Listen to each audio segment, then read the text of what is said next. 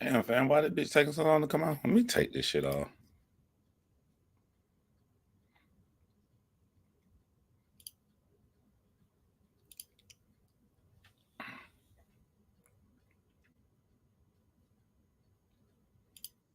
Okay, I'm live now.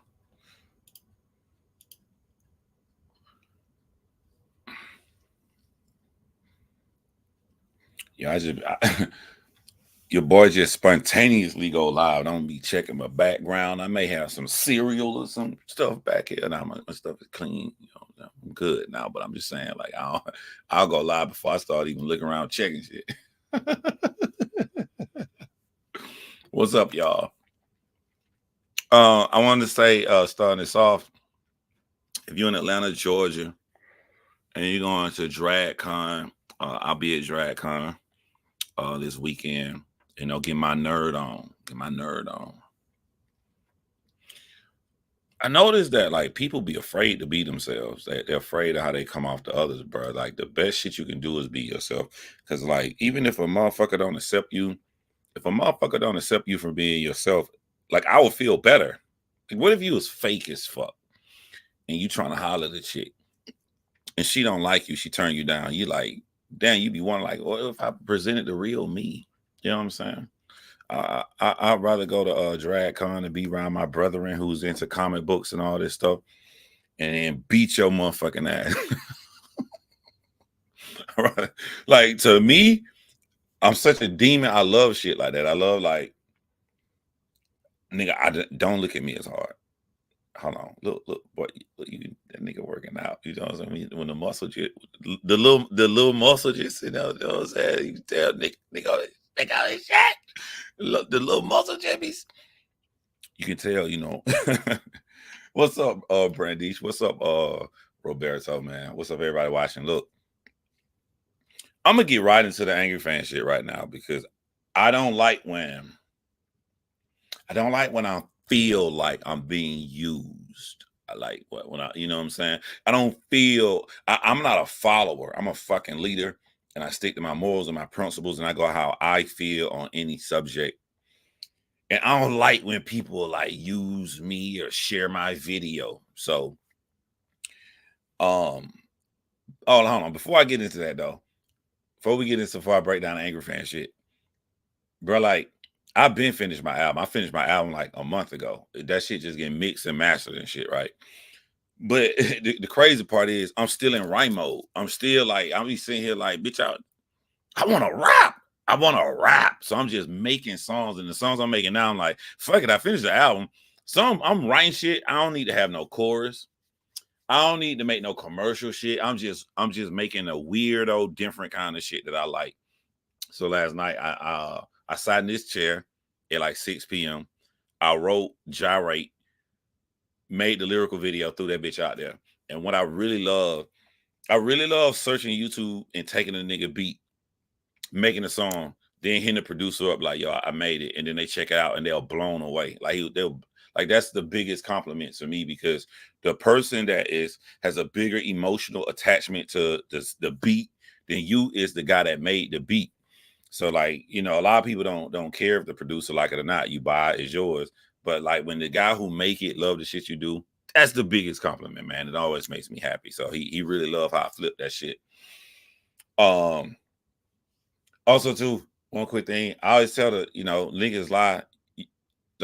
Like if I'm 44 years old and I grew up in Georgia, yes, one of my favorite rappers is Andre 3000. So like I can understand if you feel like, yo, this sounds like some Andre 3000 sort of kind of shit, because that's one of my mentors that I looked up to. But my shit stand on its own. My shit, those are my bars. Those are my cadences. And Andre didn't rapping them cadences. I feel like this don't come from people in Georgia. And I call this that Chinese theory.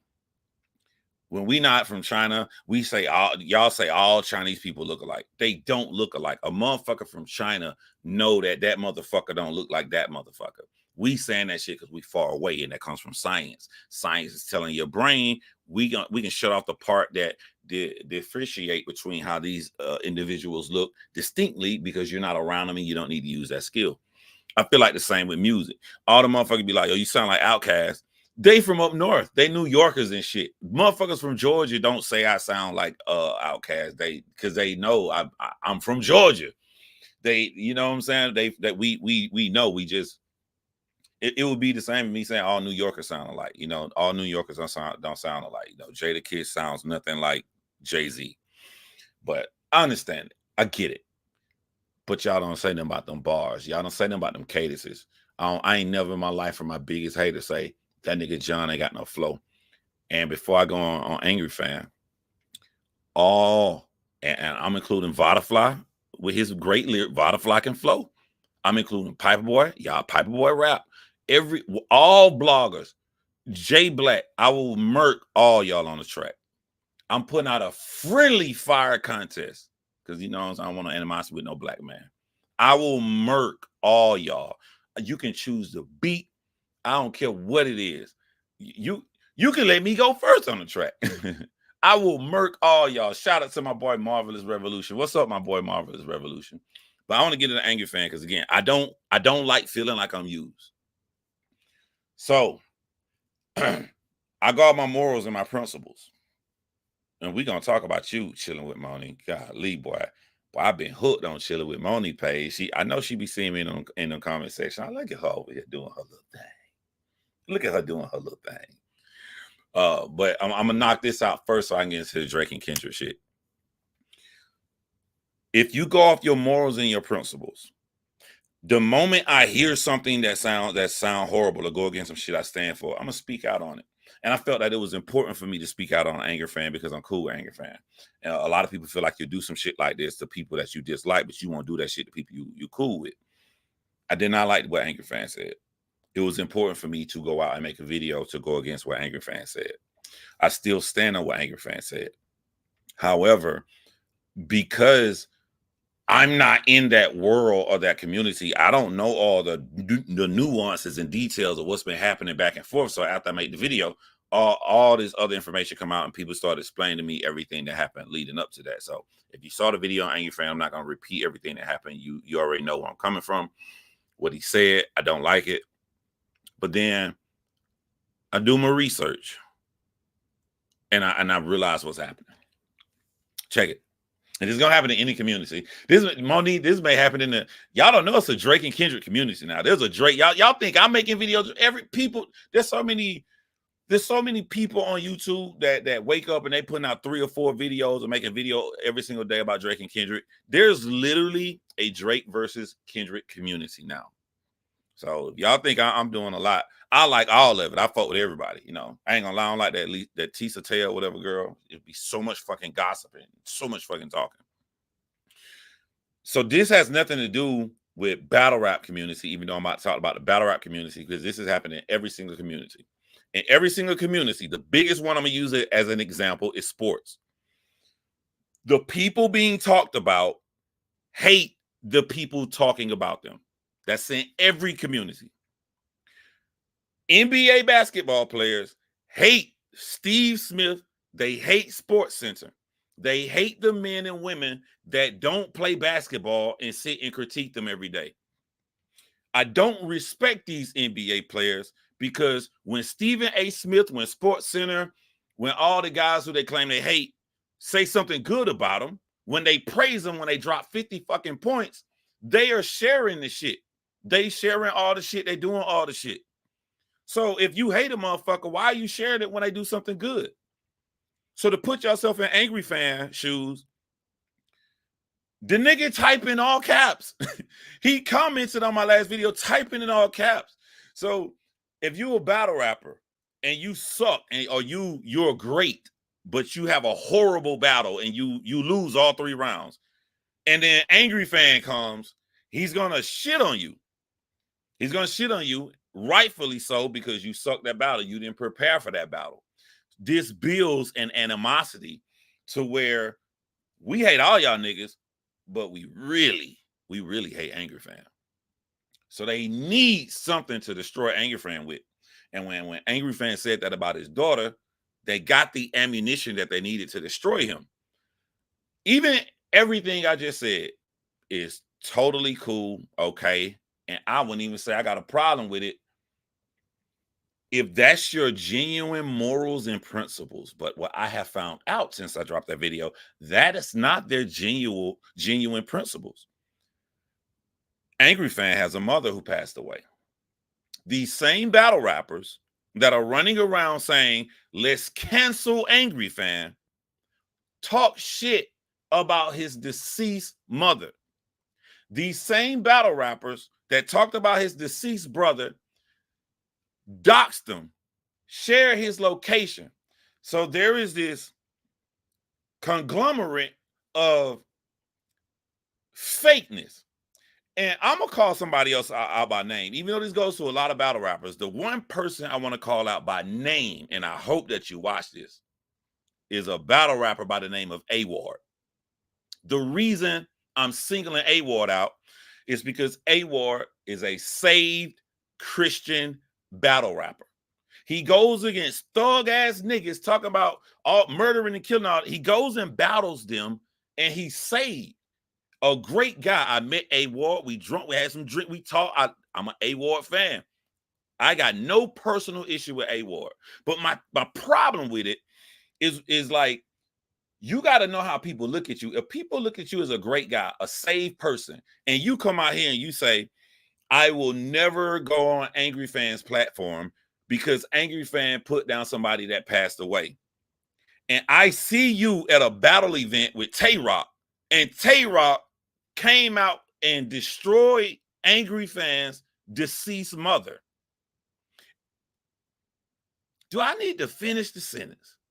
Do I need to finish the sentence? This is shit I would say to your face when we meet, A-Ward. I would look you. We can have a camera there. We can not have a camera there.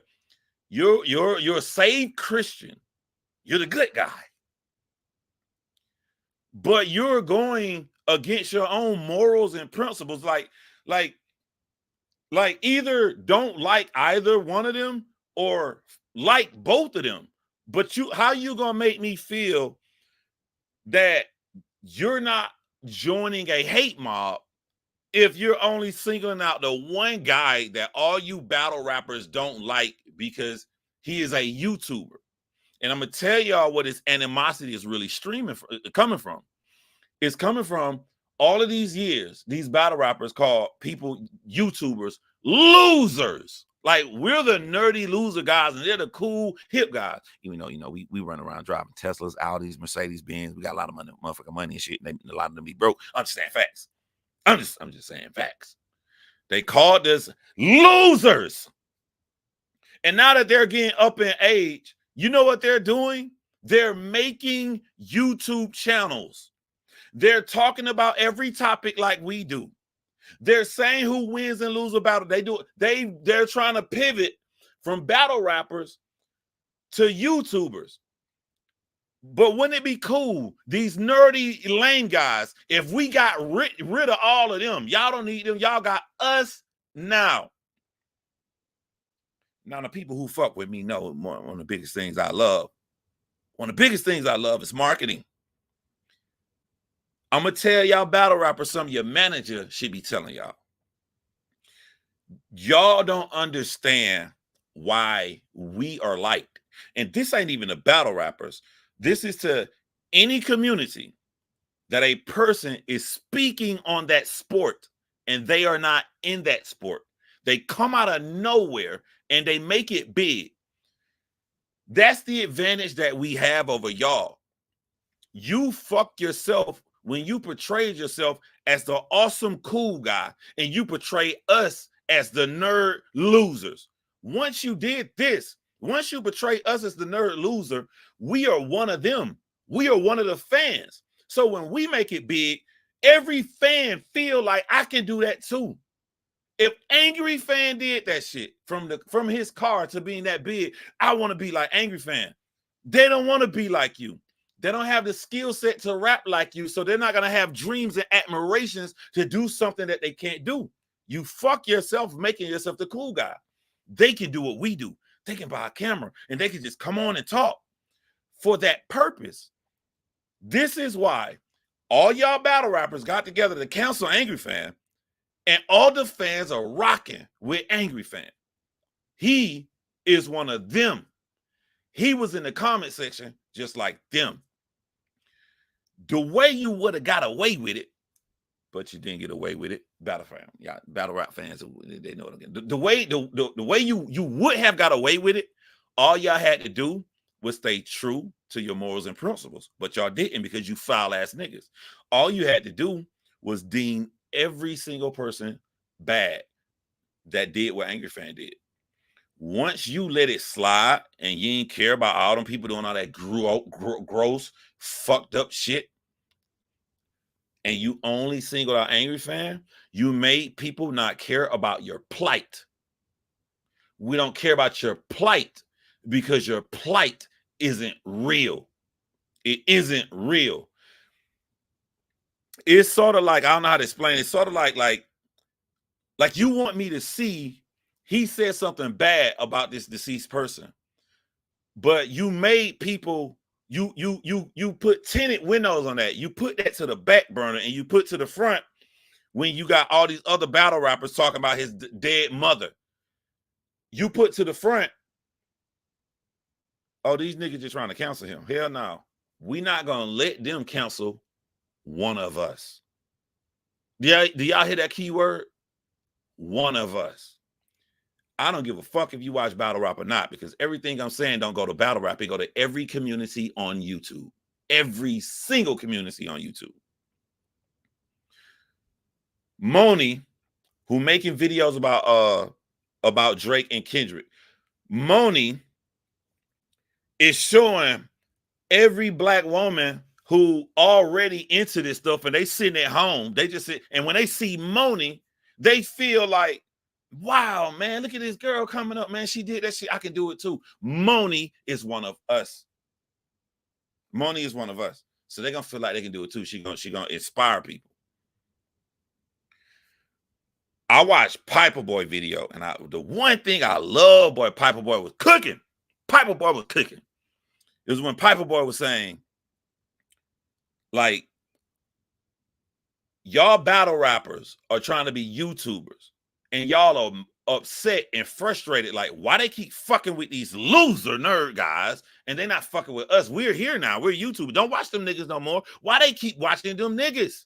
We here. And he pointed out, I don't want no credit for this. I just thought that Piper Boy was cooking. So I just want to reiterate what he already said. When he made the point to say that them niggas is your friends. If them niggas is your friends, you ain't gonna pull out no real review of who won. We already know who you rock with. You hang with these niggas. When he made that point, if he your friend, you're gonna say he won, or he not your friend, or if you cool with both of them, it's gonna be debatable. That shit boring as a fuck. That shit is boring. If you take what Piper Boy said and you look at Angryfan's personality to where he outraged, he gonna say directly what's on his motherfucking mind. There's your answer of why people are still fucking with him. Do not use me in no fucking campaign. John's intelligent. If John come out here, he make a man-to-man against Angryfan. Angryfan must have did something wrong. Nah, John is ignorant. Ignorance means lack of information. You literally don't know. I know what Angryfan said. I stand on my video that I don't fuck with what Angryfan said. But I was ignorant on all the information that led up to it. You gonna poke a nigga. You gonna talk about a nigga dead mama. You gonna try to send niggas at his house. Fuck his handicap. All this shit. And that's what one thing I love. I said in my video, I said, I'm not a robot. I'm not a robot. I'm a human being, and I can understand emotions. You know what I'm saying? You're gonna keep poking at a nigga. You're gonna keep fucking with a nigga. And then when he get out of pocket and say something wrong, you're gonna get the whole community to come at this one nigga when all y'all did it. All y'all did it. I saw a battle rapper say, we not going to Angryfan platform, but he in a battle against his opponent whose daughter died and he in a car wreck, and he come to the battle with a motherfucking seatbelt to talk about his daughter dying. We don't fuck with Angryfan. Y'all niggas is fake. We don't live in a world where no one just has real morals and convictions and stick to it, whether they like a nigga, hate a nigga. The nigga is not important. These go against my principles. So whoever did it, they out of fucking pocket. We don't live in that world no more. We live in a world of fake motherfucking people who use morals and principles to push their agenda.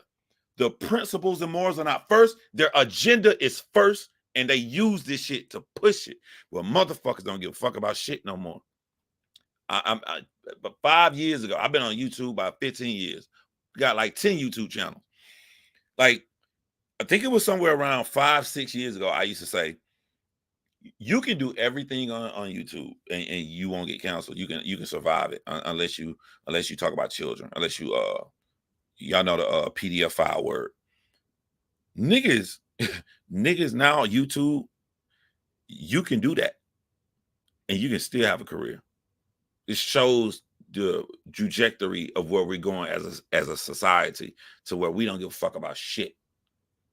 You line all this shit up in the bowl. Not one thing. Line all. I don't even want to go through every incident. I will line all this shit in the bowl that you heard about Drake on multiple shit. What's the dirt? This teenager. You know you wouldn't let that nigga be around your daughter. But because he's Drake, you look at the man over the principles. Niggas don't rock with how they feel no more. And you're a fake ass nigga when you do that shit. Don't fucking spread my fucking video. Don't use me and your fake ass agenda to take out no motherfucking Angry Fan. Don't use me on that shit.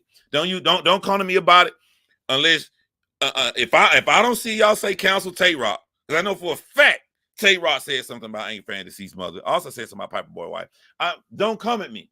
If you're not cool across the board to show this how you feel, if this how you feel, no matter who said, cool, I rock with you. I understand where you're coming from. This fake shit, this fake marketing, this is the opportunity to take Angry Fan out. Let's get everybody. Horrible marketing. Horrible. Because all you did was push all the fans to champion and come behind him. All you did was get the fans to go find every fucking footage of hypocrisy from all of you fake ass niggas. That's all you did. That's all you did. As far as nobody going on Angry Fan show before, the reason y'all went on Angry Fan show is he was big. This must means Angry Fan don't need y'all to be big.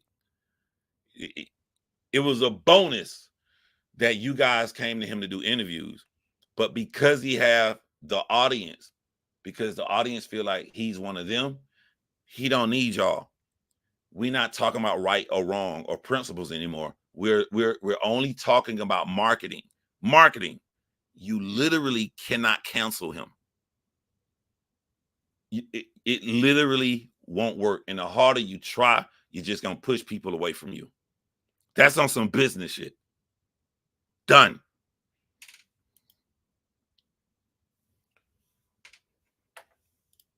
All right, let me start murking people in my audience. Before I respond to your comment, are you sure you want my Funk Master Flex bot? My Funk Master Flex voice? And you want to rock with that? What made you go with that comment? Hey, do you want to change this before I respond? Or do you just want me to respond to the comment on the screen? What made you go with the comment? Yo, Funk Master Flex be talking all that shit and he got a little ass voice, man. What made you go with that, B? I'm trying to give you time. Do you want to clarify, clean up anything here? Fair game with TJ Oram, or you want me to respond to this? All right, I'm gonna respond to it. What made you go with that flow? Fair game TJ Oram said, nah, I'm not rolling because what positive does Caps told y'all yesterday, Caps is Angry Fan. What positive does Caps bring to the culture? Like ever. Media overall should be handed to a higher standard, Stephen A. included. I ain't gonna even clown you. I'm gonna give you some advice that'll help you across whether you work in a cubicle at an office, no matter what you do in life. And everybody who's been subscribed to my channel for a long time get tired of me repeating this, but this is why I repeat this, because they don't stick in niggas' head. Stop trying to live in the world as it should be and learn how to thrive in a world as it is. I don't even agree with you. But let's pretend I agree with you. We need higher standard media people. We got to go find these people. That ain't what's happening. What's happening is the audience, the masses, all the viewers are choosing with their own free will who they like. It appears that these people like Angryfan, so he's going to fucking be here. Why waste your time? And that's what it is, a total waste of time. Why waste your time on how things should be? Because the more you waste your time on how things should be, you sit back here and you're not thriving as the world is.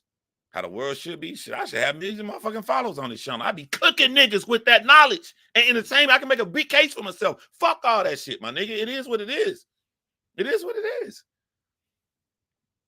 What positives are you looking for? The nigga says who wins a battle, who lose a battle, and interview fucking artists. Who everybody like that's what people do.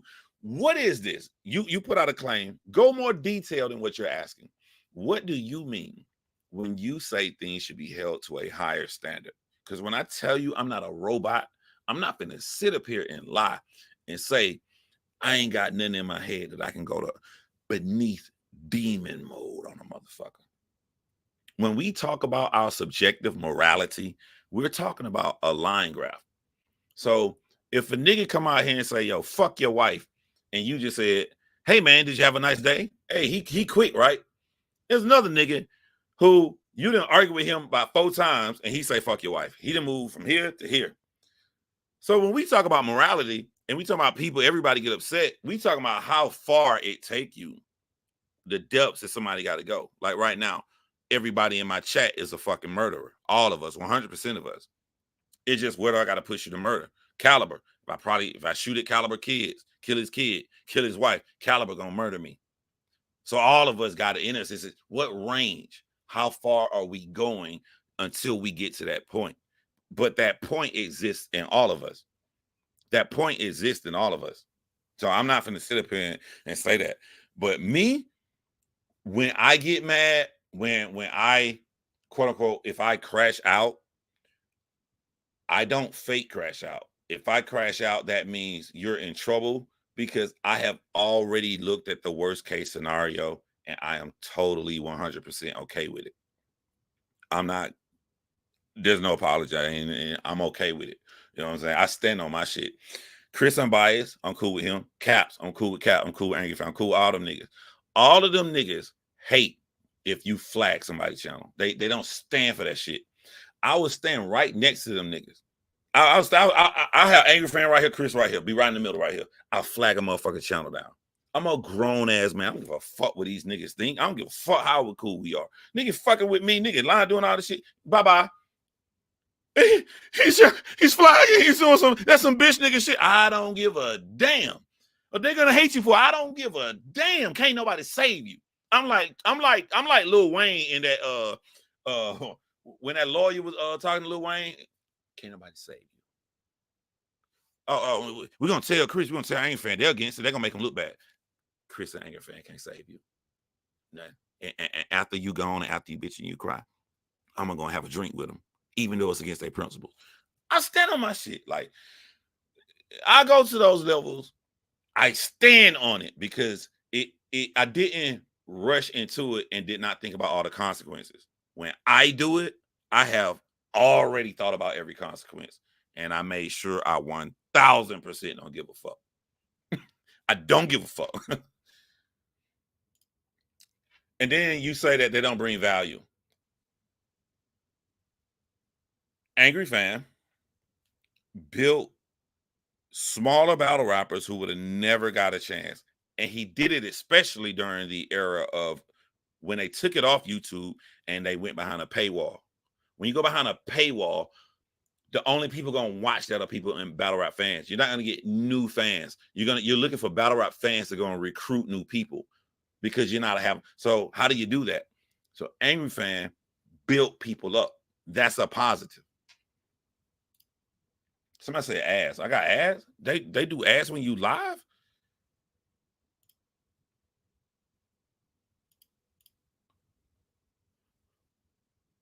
All right, let me go back up.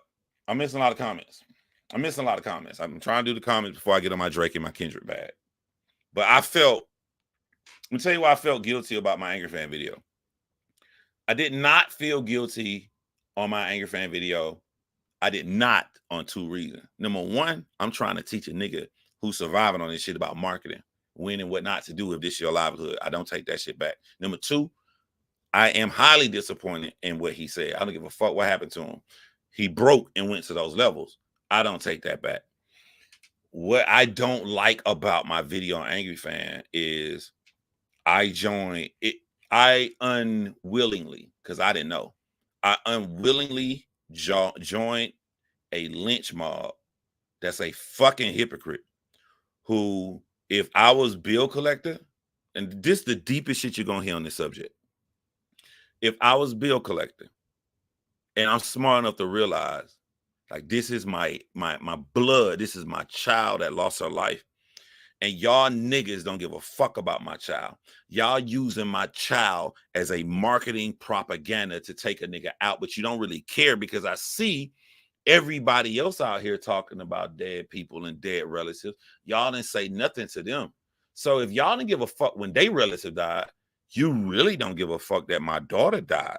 You really don't give a fuck what was said. You're using my deceased child solely as propaganda for your own selfish motive. If I'm bill collector, every nigga out here doing this fake shit can suck my fucking dick. I'd be just as mad at them as I would be an Angryfan. You don't give a fuck about my baby girl. You don't care about my baby girl. You're using the death of my baby girl for your own deeds.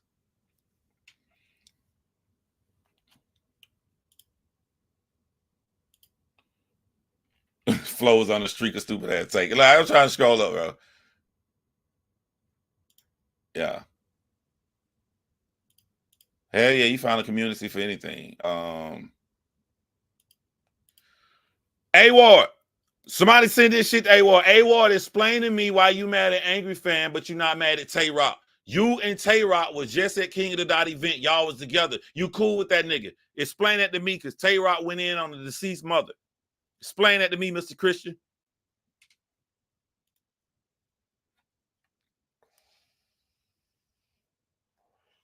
%75% of battle rap do not think that Drake beat Kendrick. They don't think Drake beat Kendrick.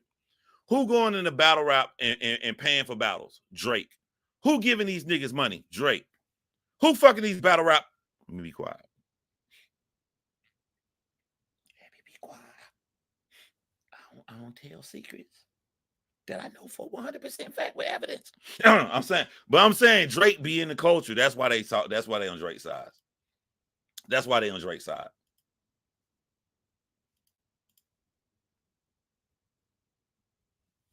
Yeah, here you go right here, because Drake has funded and brought attention to battle rap competition, has paid some of the ghostwriting for him. Yes, you know, I ain't got proof on the ghostwriting, but they like my dude. You know what I'm saying? They like my dude.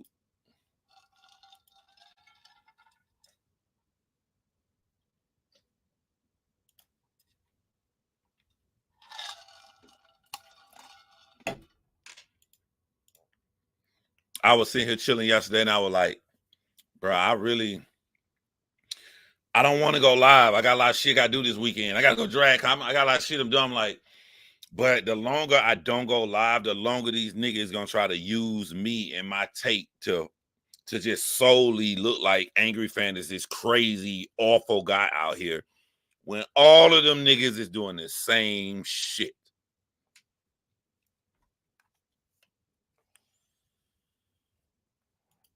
And I'm sorry, Moni. I don't know if you like it. I don't fuck with Taylor. I don't fuck with Tisa Taylor, whatever Tisa name. I don't, bro. Like, Tisa got the greatest.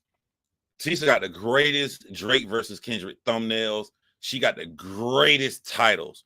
But you got to understand something about me, Moni. This ain't my only YouTube channel. This ain't even my biggest YouTube channel. I've been on YouTube for a long time. I know bullshit when I see it. I know how to hold words, and I know how to rile people fucking emotions and shit. And I'm sitting there watching her video every time, like, nigga, you don't get to the point, my bro. Like, what the title? Like, and then you finally get to it. You're not showing anything that matches it. I like, you can't do that for so long. Like, fuck this shit. All right, I see. She finna be the goddamn new. She finna be, and don't get me wrong, I love marketing. It's gonna work. Tisa gonna blow the fuck up, but she finna. I'm gonna predict something for you, Moni, for all y'all in the Drake community who watch Tisa. Tisa is gonna get into a feud with Tasha K in the future. Tasha K don't see what's coming, but the way Tisa do her videos, that salacious way, and her eyes big, and she making that shit seem like motherfuckers finna get arrested and shit. Like the way Tisa do her videos, her market, she finna start taking Tasha K shit. She finna start taking her shit. They gonna beef. They gonna beef. She do. That's the same structure. Same structure. And we're gonna talk about this stupid ass a second round. I'm making sure I'm cleaning up all the comments on Angryfan, then I'm finna get into Drake versus Kendrick.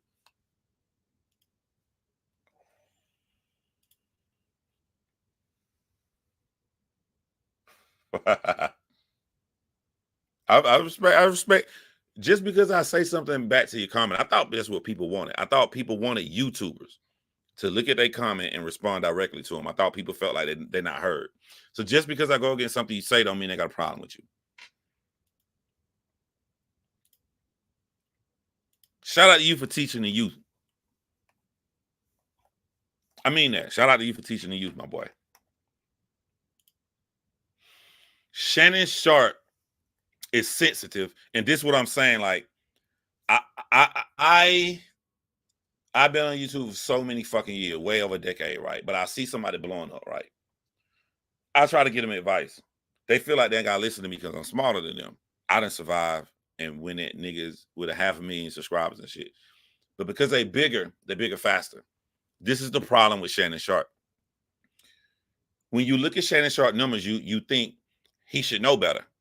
I don't give a fuck how big Shannon Sharp numbers are. Shannon Sharp is a new YouTuber. He not used to this shit. His success is far greater than his depth of knowledge and how this shit works. So he gets sensitive to every fucking thing he hear when all he got to do is ignore a lot of the shit. Or marketing wise, like when he wore that green goddamn suit with that person, got out that car like a auntie, he should have just rolled with the punches and laughed with the shit. When he showed that he upset about this shit, he's enticing people who are far lesser than him to continue to fuck with him. He ain't learned that yet, but everybody learns this. Everybody, I saw when the lead attorney first came on. You know, I was on lead attorney channel soon before he even cracked. I don't even think a lead attorney had like 30,000 subscribers. I see where he going up. But I knew I need to tell this nigga shit because he gonna go through so many feuds. Eventually, he gonna get it. He gonna learn how to manipulate drama, how to sit back, and a lot of these successful people will purposely enter a drama because they know it'll be good for their channel. Pick those, blow it up, and ignore all the other shit. Shannon Sharp has not learned that yet, so people fucking with him. It is what it is. He gonna learn it. He gonna get it. You can't be successful and be on this bitch making videos all the time and continue year after year to care about what a motherfucker say about you.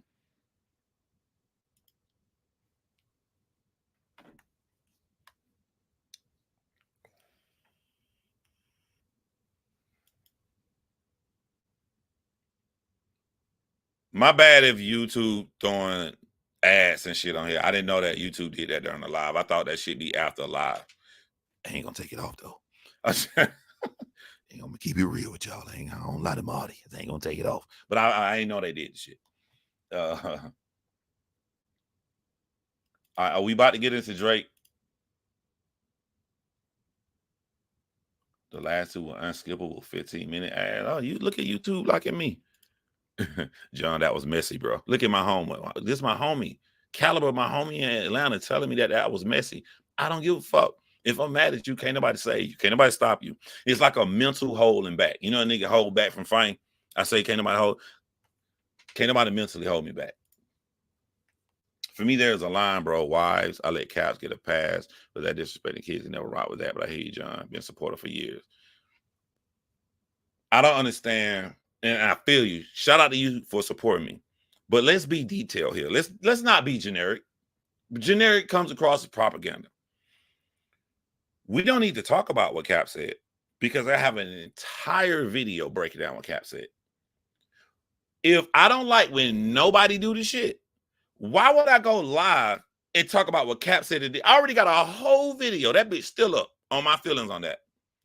But after that video, I learned the motherfuckers coming at him don't care if you talk about the dead and have talked about his dead relative too. So I should just have one video talking about Caps and just let them ride scot-free. Yo, fuck that shit. I don't like when nobody do it. And if you don't like when nobody do it, I question you, TJ Oram. Why aren't you talking about when they do it? Why are you referring back to Caps? I have an entire video. All them niggas did this shit. All of them. How the fuck I'm gonna rob out a store with my niggas and then go live on YouTube and say, yeah, man, we need to cancel TJ Arm. You know, they got that video of him robbing out a store. You know, we don't support that in our community. Let's all just, everybody, don't nobody go to TJ Arm channel no more. And I did the shit. All right.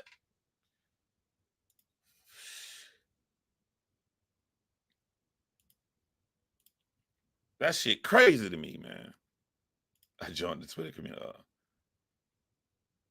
Shout out to you, Red Rock Reptiles.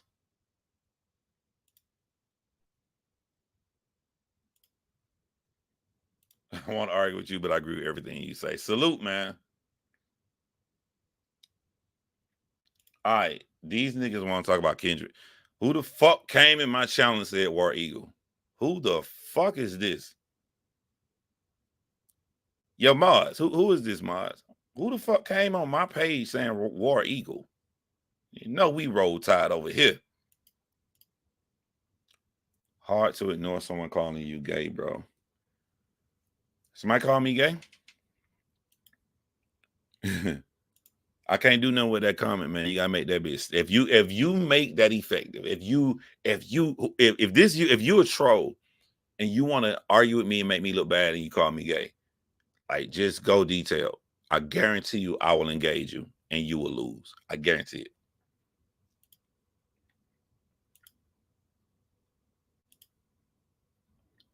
I think that Shannon Sharp is a rookie with interviewing people, but there's nothing wrong with that. He should be. He's new to it. He new to it on his platform. I think he'll get better. Just stop being sensitive. Yo, by the way, y'all, disregard my mod flow easy. Something wrong with this nigga. This nigga loves Drake. Moni, I'm telling all y'all right now, my mod flow easy. He a little slow. He loves Drake, but don't worry, I'm daddy here. Daddy gonna set the record straight.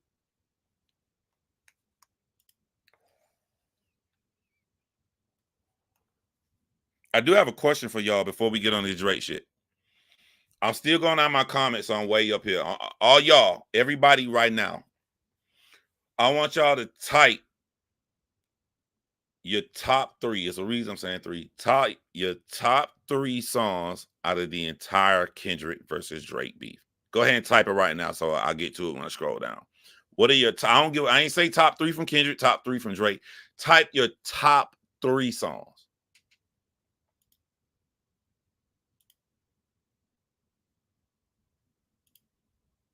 He did not surrender. What's next for Drake? Y'all, they want the Drake shit back. Y'all hungry for this Drake shit. Have y'all, the motherfuckers clamoring for this Drake shit, have y'all been in my channel before? I don't have no hoes, baby. I'm when I say some shit, you ain't gonna be able to debate it.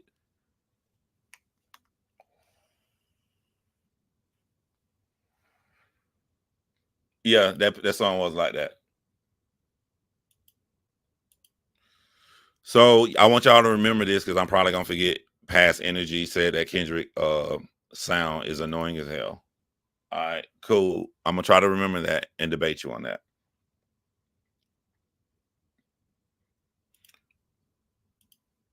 My favorite rappers are Andre 3000 and Kendrick Lamar.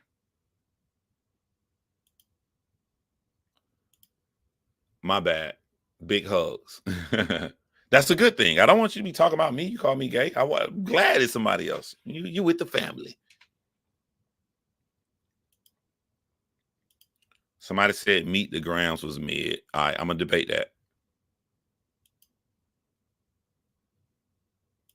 Do I game? Yes, I am a gamer.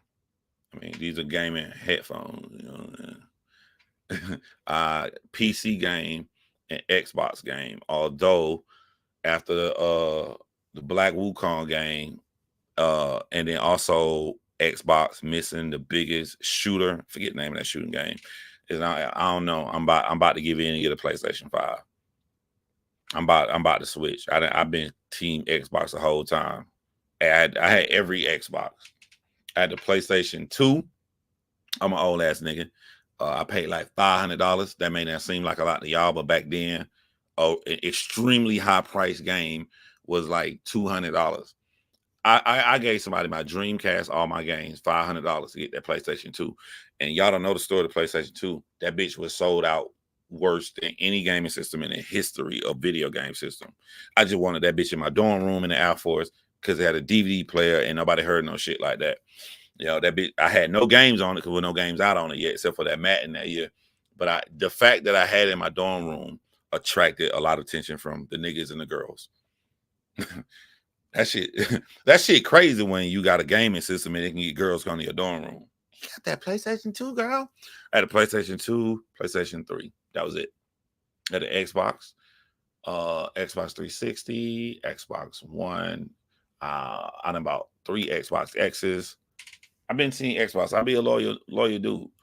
My name across all gaming platforms is Raw Dog Rogue. Raw Dog Rogue came from the battle and rap community. I thought the greatest name in battle rap was Tsunami Surf. I'm like, why the fuck would a gangster call himself a Tsunami Surf? And I thought, like, this nigga saying he's so fucking crazy, he would actually surf on a tsunami. I like, that's fucking intelligent. That's I like that. So Raw Dog Rogue, I'm so motherfucking gangster. I would fuck Rogue from the X-Men without a condom. And so that's my gaming name. Type in Raw Dog Rogue, you find me. I think that's more dangerous than surfing on the tsunami. You might survive surfing on the tsunami. I will fuck Rogue raw. Not in real life. That's not what gangsters say. All right. I'm a gamer. Meet the Grounds, Not Like Us, Euphoria. Euphoria, like that. I don't really include like that, but cool. I'm open-minded if you do. Euphoria, Not Like Us, Push-Ups. Euphoria, like that, Not Like Us. Damn, Euphoria is good. Euphoria. Kendrick. Not Like Us. 616 in LA, Euphoria. You know what's crazy about this shit, bro? A lot of motherfuckers was talking shit about Euphoria when it first dropped. They were like, this don't kill Drake. And I was screaming from the rooftop. What the fuck you mean? This is his first song, and he's telling you in Euphoria more is coming. It isn't made to kill Drake, but in a sense, it did kill Drake. But like, why the fuck y'all let Drake get a setup? Why the fuck y'all let Drake get a push-ups? And you're like, Drake coming with more. But Charlemagne, all the motherfuckers, like, they were talking so bad about Euphoria. I'm gonna tell y'all, my shit is simple. I don't try to like write down score or take tickets and all that shit. My shit is simple. When Drake dropped push-ups, I listened to push-ups. All right, cool. I played it back one more time in case I didn't get it. That's 2 plays. I went on with my life. When Kendrick Lamar dropped Euphoria, I'm not gonna lie to y'all. I listened to that shit repeatedly about 15 fucking times. I was driving around Atlanta. And I would drive. I kept listening to it. After about 15 times, I'm like, all right, John, don't be biased. Go back and listen to push-ups. I played push-ups. That shit went hidden. That shit went round to me. Instead of trying to make all these parameters, your brain will never lie to you. What the fuck songs are you playing the most? What songs did you play the most during this battle? I kept playing Euphoria. I didn't give a fuck. And it's not like push-up sounds bad. I have a scale. Like, if I go to my nigga's house, or I go to a club or something, I'm like, hey, what's up, y'all? I walk in there and chill and shit. And then push-ups come on. Push-ups is not a bad song. I'm like, yo, turn that shit off. Turn that shit off is bad. Push-ups is, all right, they playing push-up. Hey, what you do the weekend? Yeah, that's what's up, bro. Nah, you saw the Laker game? It's just a song playing in the background. Euphoria come on, and I walk to my nigga crib or go to the club, whatever. I'm going to do this. The first thing I'm going to do. Then I'm going to start rapping the lyrics. And at some point in the conversation when my niggas start talking about the Laker game or whatever, I'm going to be looking at him with that fake ass look, but I'm going to be like, I wish this nigga shut up because I just want to rap these lyrics. I just want to. That's a level. That's a different level. I will never want to play push-ups over Euphoria. I don't like. I'm a medieval motherfucker. You don't want to fuck with me. It takes a real lot for me to get to a level, but if I get to a level, you're gonna have some problem. So I just don't respect push-ups effectiveness if push-ups is centered around a nigga being short. How is that like that? That don't make me feel bad for Kendrick Lamar. That don't make me. Why would I make a jazz? I shit you face when he making short jokes. He talking about, I don't give a fuck about these niggas' money. Oh, I got this deal, you got this deal. That's the biggest part of push-ups. I got this. And Euphoria, his first song, that's not meant to be his major disc. The nigga broke down Aubrey Graham character across multiple facets. What are we talking about here? And I was one of the rare niggas. Everybody was saying, but yeah, you can't rock Euphoria in the club. You can rock push-ups in the club. That's what made me go back and listen. I was like, hold on, fam.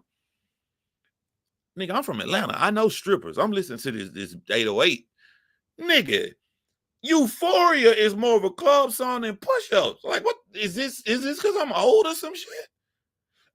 I could visualize some twerking going on in the strip club. I can see the ass in my face off Euphoria over push-ups. I couldn't understand, like, what are they talking about? I'm gonna get into Meet the Grams because to me, everybody talking about this fucking Not Like Us, but Meet the Grams killed that nigga. Come to PlayStation. I'm finna now. I've been loyal to Xbox. I'm coming. I'm like, fuck that. I'm not finna lose games. The fuck? Microsoft don't give a fuck about me. Microsoft don't care about me at all. Why am I showing loyalty to motherfuckers don't care about? I'm going to PlayStation 5, bro. I'm tired of not getting the games. All you had to do is give me the games. I ain't got the games. Whole world running around here playing the motherfucking monkey slapping nigga with the stick. Pause. Why I ain't got the game?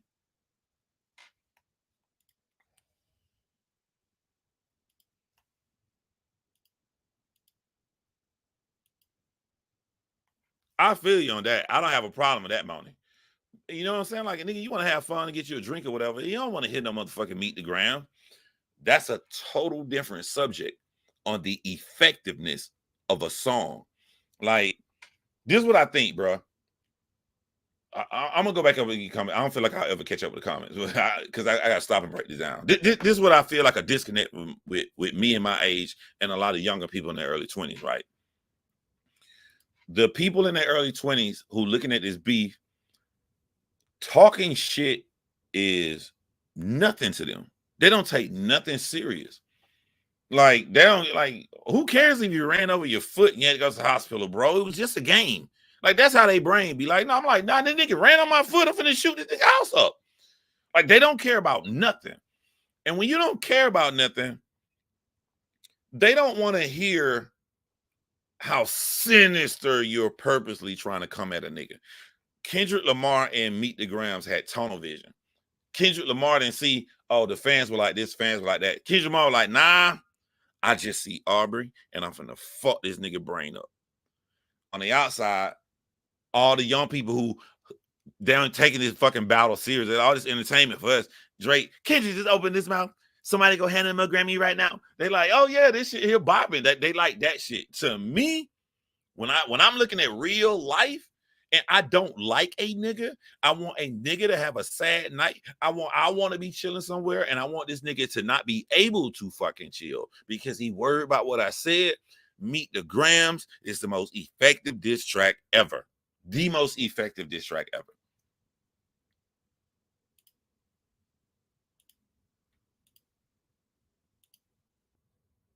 The younger audience don't care when Kendrick Lamar starts saying shit like you got gambling problem, drinking problem. When he start breaking this nigga down, they don't give a fuck about that shit. They sitting there like all they hear is a slow ass piano beat. Doom, doom, doom, doom. I'm listening to that bitch like this gonna hurt Drake in the car. He got to think about it. This is bad. This is bad. They don't care about that. I think, in my subjective opinion, that's the disconnect. That's why a lot of these young people don't take that. Now, so that shit is so menacing. If a motherfucker don't want to hear that again, I completely understand that.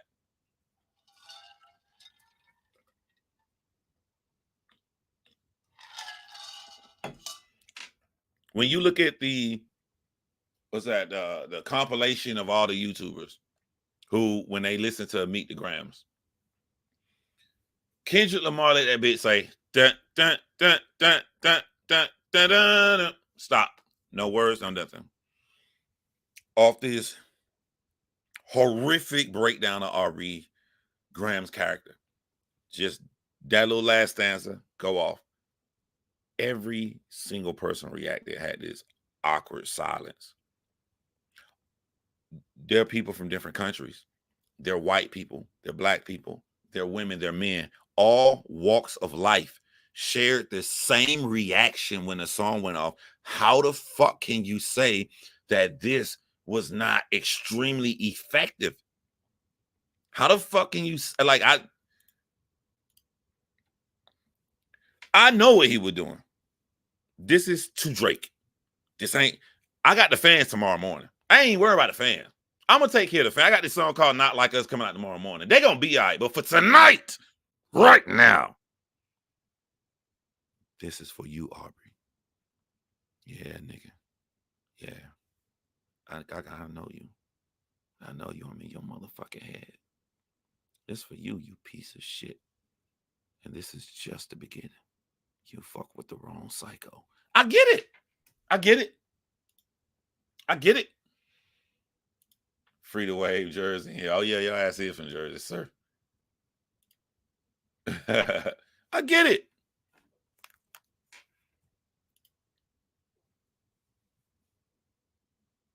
The daughter is 100% true. I don't give a fuck if the daughter true or not. I don't give a. I will. They don't invite me. Yeah, y'all. They don't invite me. I would love to sit in the room with all Drake hardcore nut riders and fans, so I can just destroy all of them. I don't even need the verse. My face, the hardest face I made in Meet the Grams, came from the destruction and breakdown of Aubrey in the third verse. I didn't make a face about his daughter. I get these young motherfuckers because this is the difference between Kendrick Lamar and Drake. Drake is catering to the fans. Kendrick Lamar is talking directly to this nigga. So the fans, the young people, and you see their reactions, wait, Drake got a daughter? Oh my God, they going crazy over that shit. I don't give a fuck if the nigga got a daughter or not. So I didn't go crazy off of it. When I'm listening to Meet the Grams first time he got some daughter shit, I literally sat right here and I was like, oh, he's saying he got a daughter. I ain't have to show proof. These motherfuckers, they gonna want proof. They ain't gonna believe it. That's all I said and kept listening.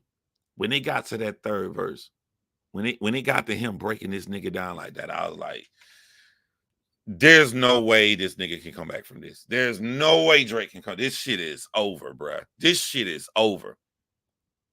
And the shit he's saying in that verse is true.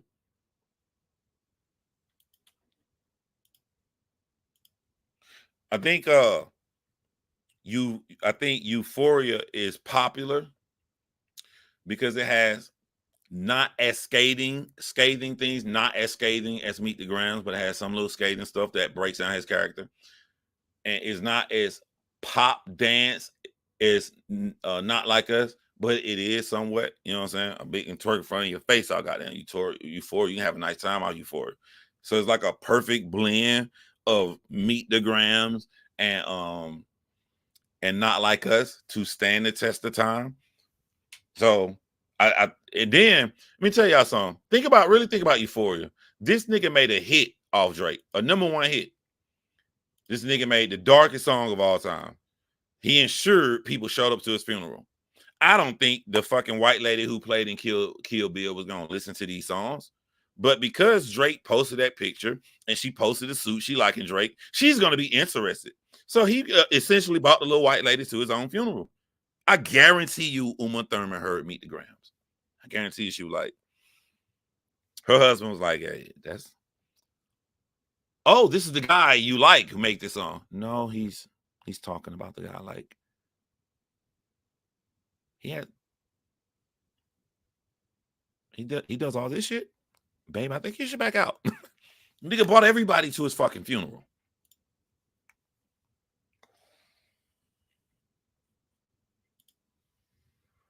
Actually like Taylor Made. And I also didn't say my 3, but I mean, if I'm honest, Kendrick Lamar fans probably gonna get mad. If I just sit here alone by myself and I want to listen to a song from this battle, I'm gonna be real with y'all. I want to listen to Euphoria, Not Like Us, and Taylor Made Freestyle. And that's that's the second most unpopular song in all of the beef. The most unpopular is The Heart. I like Mental Warfare, and I like Getting Into a Nigga Head, pause. And the fact that Kendrick Lamar hadn't dropped, and he did this right after Push-Ups and Drake third verse on that, I actually like Taylor Made Freestyle. I know the whole world hated it, and I get it. I get how that can be disrespectful because it's ultimately really disrespectful for some shit we can't prove, but we all know to be true. We can't prove that Tupac would have been on Kendrick's side, but nigga, we know he would have been on Kendrick's side. He West Coast, he American, he black. Tupac would not have liked the nigga like Drake. So to portray yourself in a man's voice who would not even have been rocking with you had he been alive, of course that's gonna piss a lot of fucking people off. But the flow, the idea, the execution, I like Taylor Made Freestyle. I like that fucking beat too.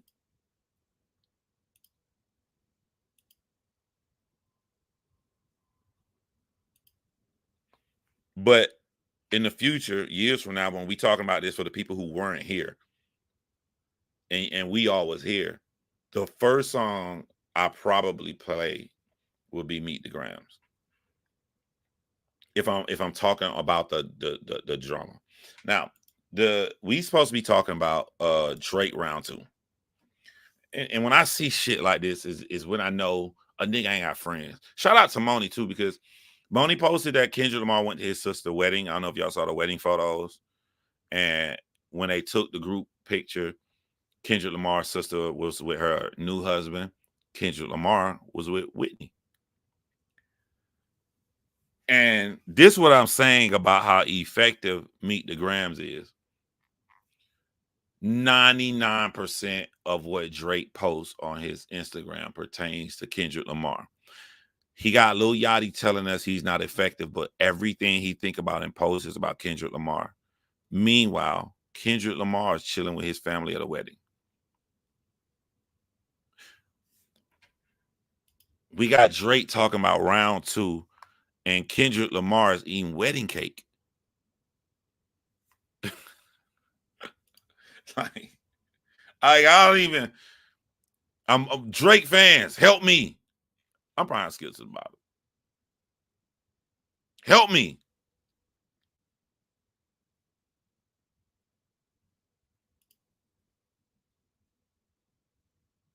I didn't know Auburn until Meet the Grams.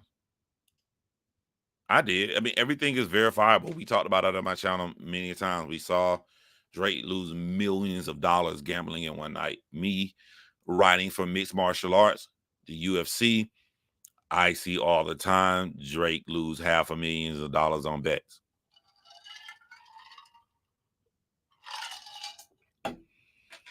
I hope I know every situation pertaining with Drake and a young girl. When I say I hope, meaning I hope, please don't be more.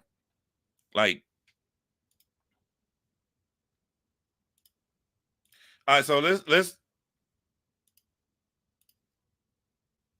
bruh, you ain't no baby. You gotta go rewind. You click the rewind button, bruh. All right. So Drake says he wants to do a round 2. Now, in my opinion,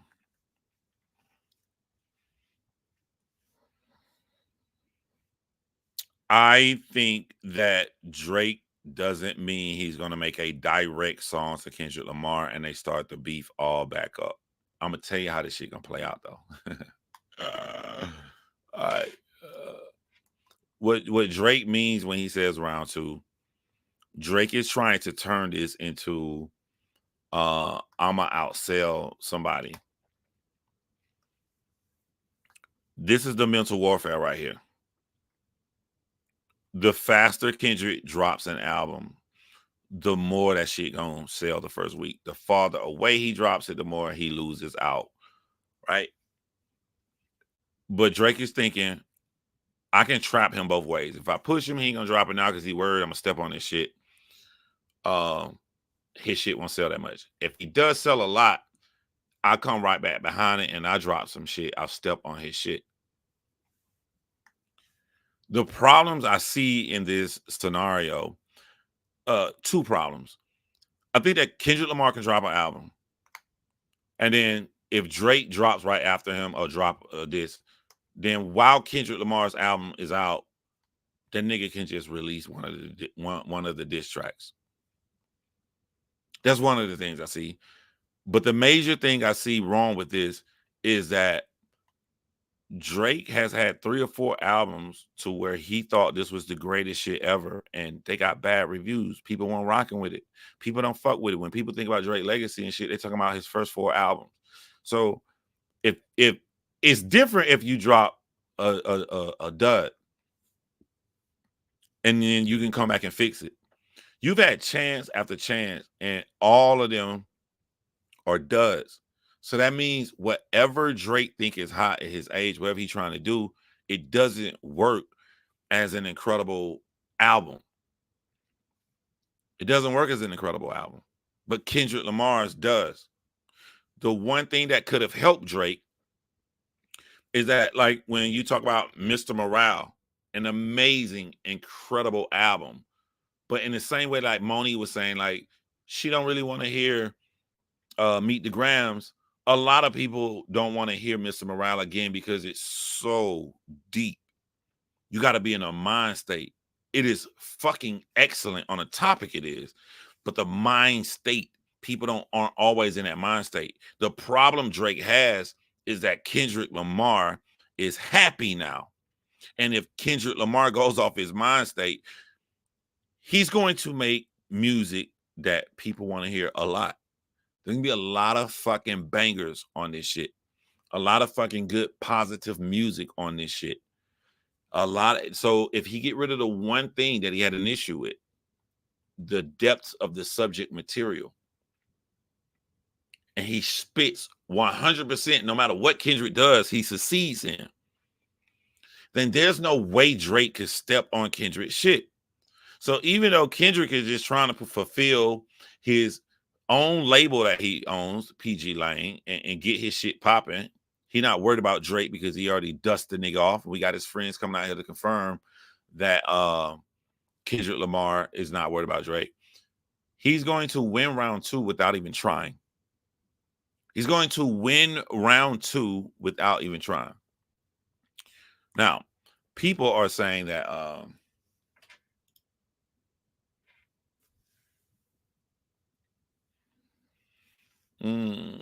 don't know. Like I said, when Drake make whack songs, I don't know how to gauge him. But when Drake make good songs, I know how to gauge where he's at. Because if the song is whack, you have an excuse. Oh, I'm still popping. The song was just whack. When a song is good, when the song is actually good,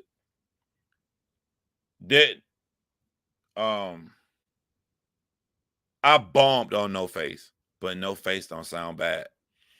The song with 21 Savage and Young Thug, it's Popular Young Thug, that's a good song. Drake is putting out good music that's not hitting the top 10 like it used to. And somebody brought this amazing point up. If you're saying that Kendrick is number 1 from Drake, then you got to keep the same energy and say that Drake is not hitting the same because of what Kendrick did to him.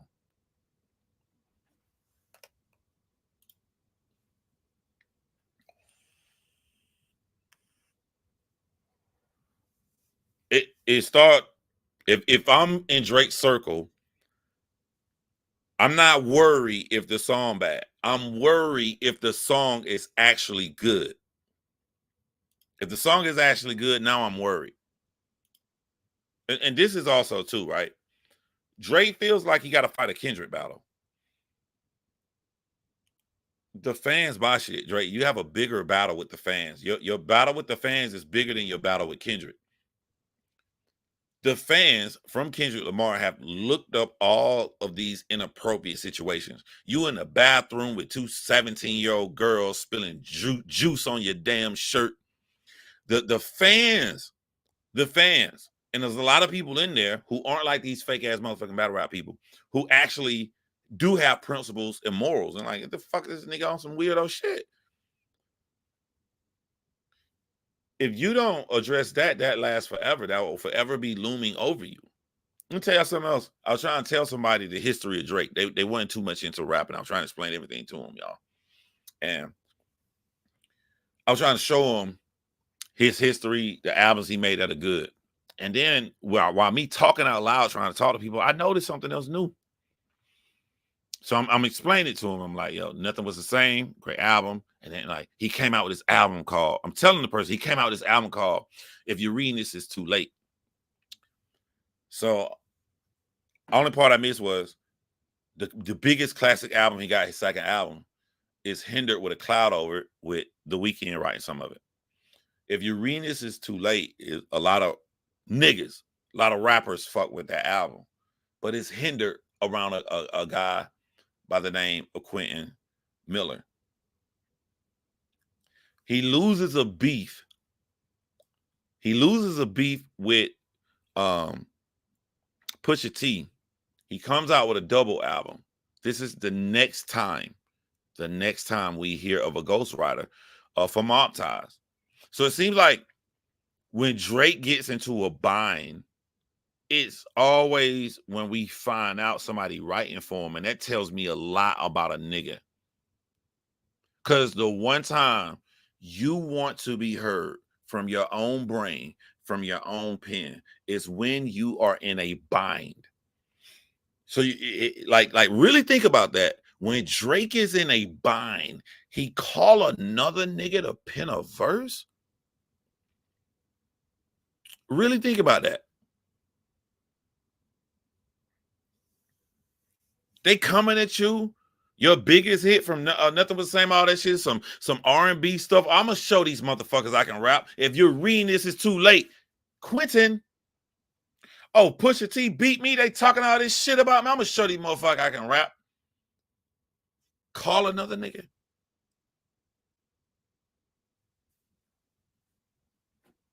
That the decision to do it at that point shows me all I need to know about him.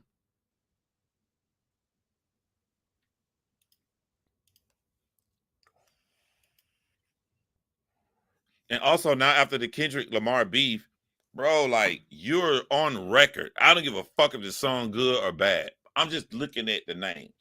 You're on record after Kendrick beat you and said you have a song with Lotto, ATL, 21 Savage, Young Thug. Don't none of this shit pop. Don't none of it. I get the marketing strategy. Don't no nigga move me. Nigga, I'm talking about I run to Atlanta. Fuck you, nigga. I'm gonna go to Atlanta, make a hit, and say nanny boo boo. It didn't work. You can't say nanny boo boo. It didn't work.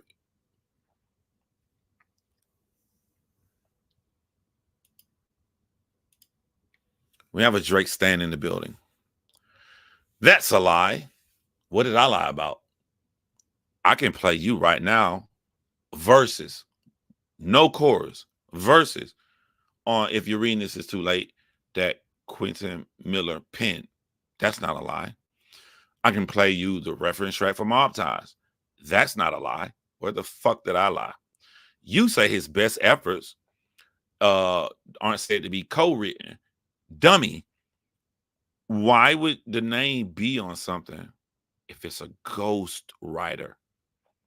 Number two, Why is your man Aubrey Graham dropping all of this video footage of 100 gigs of him writing shit, but he not dropping the gigs of him writing the real lyrical shit? Where the fucking timestamp shit at? Why he ain't put that in 100 gigs?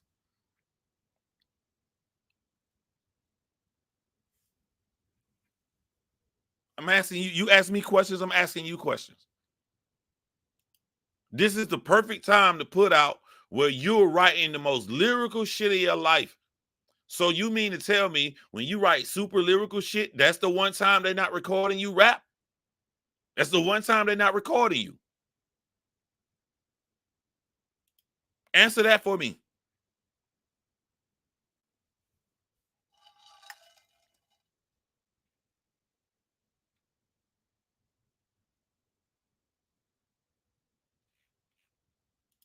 Now, just say because it's recent.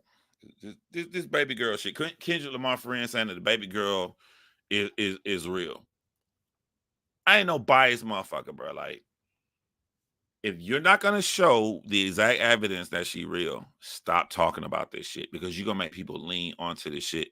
Well, where Drake having a daughter or not has zero to do with Kendrick Lamar wiping the floor with him. It's just bringing up some shit that don't need to be brought up. And I don't think Kendrick the type of nigga that wants y'all out here talking about shit unless he approve of it. Because if he ain't going down that route, you know what I'm saying? Like, why even bring that up? I don't like Kendrick Lamar friends saying like the baby girl is true and all that shit. It's bringing the wrong kind of attention to get these Drake stands life. Because let me tell y'all a secret. If you show proof that a little girl exists and it pushes Drake to admit he got a daughter, them motherfucking stands is just gonna pivot to another reason that they feel that Drake won. The winner don't gotta do shit. The winner get to have fun with their family and go to their sister's wedding and live a normal life. The loser is the one that got to come out here and do all of this shit, which is why you see Drake moving this way. I wish that Kendrick Lamar friends understood this in the way that Kendrick Lamar understands this. You don't need to talk about no daughter unless you're going to come out here and put out cold evidence on it. Drop that shit.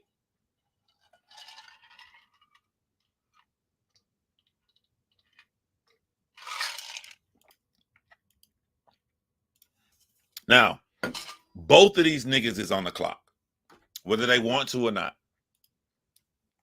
Kendrick Lamar cannot get an Interscope deal for his own record label, PG Lane, and not come out with material. That's what I like about this. It's so interesting. Drake is on the clock. Ain't no motherfucker giving a nigga $400 million. And he ain't finna come out here with some motherfucking shit. Both of these niggas is on the clock, which makes this timeline way interesting. Who's gonna say, you know, fuck this shit, I ain't worrying about that nigga, and put out that album first? I think Kendrick Lamar is at a disadvantage over Drake, because when Drake dropped For All the Dogs, if he came out publicly and said that his plans were to take a long break, because they're saying he drops some of the albums, that means that in the $400 million deal, it was understood he wasn't going to do shit for 2024. So all this little shit he dropping is extra. So he is under less pressure to deliver an album right now to where Kendrick is. You're hot. Hot is working against you. You're this hot, you got to drop. So if I'm Kendrick, I'm not losing this momentum for no nigga who I done dust off. I'm dropping my shit, and I'm going to have my 5 on standby. My shit coming out Friday. This little Canadian motherfucker try to drop some shit. Go on and throw one on my Saturday morning. Go on and throw that. Throw that out. Throw that out. But I feel like we're going to see. I feel like Kendrick going to have to drop before Drake. When you got a record label, it can't just be you. We ain't heard from Baby Keem in motherfucking 2.5 years. He got to get him out. He got to get Baby Keem out. He got other artists he got to get out. Kendrick gonna have to drop first. These motherfuckers are going crazy with saliva dripping out their mouth over that broccoli song. People want to hear the rest of that shit. When you take a 20-second clip and make it into a 4-minute fucking video and everybody playing, listen to the same clip, you got to feed the people. And I think that Drake knows this. Drake knows that, like, Kendrick gonna have to drop for me. He gonna have to.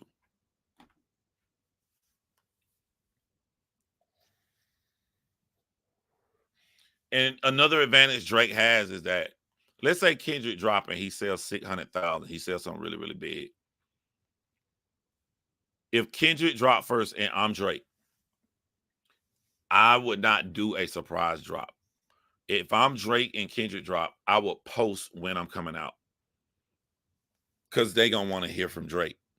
You get the luxury. And then when you post the day you coming out, everybody going to be waiting for it. Everybody going to be waiting to listen to see what. So Drake got that advantage. That I think Drake sells more if Kendrick drop first. Think about it. If y'all knew Drake album's coming out next week, it ain't gonna. He didn't put out goddamn 9 duds in a row. He didn't put out 9 duds. Ain't no big building thing except for motherfuckers clicking on to see the sneak disses from Kendrick. But if Kendrick drop, then yes, first week sales for Drake does increase.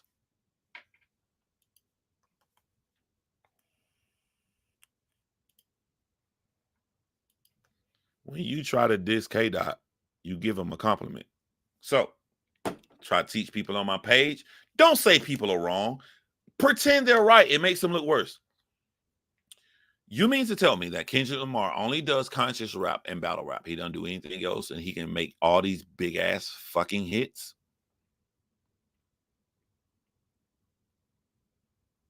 Wow. This man got major hits. I thought conscious rappers don't sell. I thought battle rappers don't sell. It must be some about this nigga that connect with the people then. How the fuck he only does conscious rap and battle rap and don't have an album that don't have a major fucking hit on it?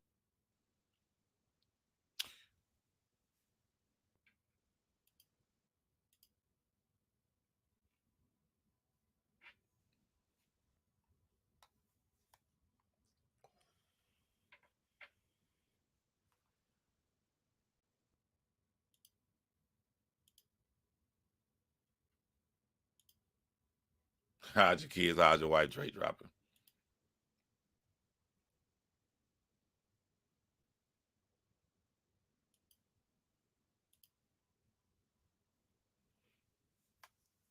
Whose false image is shattered? Now, I don't mind your comment being real. The peacekeeper, you seem like you like to defend yourself. I'm going to give you the opportunity. Can you explain to me what makes you feel that his image is shattered and his brand is destroyed? I'm going to be honest with you, bro. If I can have the #1 album in the country, if I can chart on the charts from May 4th, clear all the way. Kendrick been on the chart so long, niggas then went to another grade. My daughter was in motherfucking first grade when Kendrick Lamar dropped Not Like Us. That shit's still on the chart. She in second grade. My daughter didn't switch teachers, and he's still in the top 3. If that's what a shattered image and brand destroyed fucking means, destroy my brand. Come out, somebody, please. Please, I need all y'all to join together and shatter my motherfucking image. Please shatter my image. Well, I'm cool. I'm just asking you to defend why you feel the way you feel. I don't care if you're neutral or not. That's a different topic. I want you to say why you feel the way you feel. You know what I learned about being a YouTuber? Motherfuckers say, they get mad when you don't respond. But I'm like, all right, I'm going to respond to people. When I do, they feel like being called out. Now, this is how I would talk to you in the barbershop. Like, yo, why you feel that way? He's totally out of character with what he raps about. when or why, what is he out of character of what he raps about? You defend your motherfucking family. You defend your name at all costs. The nigga done said since he was underground, he fucking number one. He the king. Where the fuck has he gone against that? Can you show me that? And then now, I want you to pay attention to your last sentence. You said the contradiction are going to catch up. So when I ask you to provide evidence, evidence is past tense. Evidence means something has already happened. I asked you to provide why you feel the way you feel, and you end that shit saying it's going to catch up.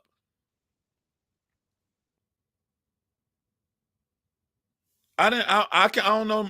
Fuck the future, my nigga. We'll deal with the future when the future comes. Right now. Explain yourself right now. He starts something every time he about to do a new album. It's clout chasing. No, it's clout chasing to you.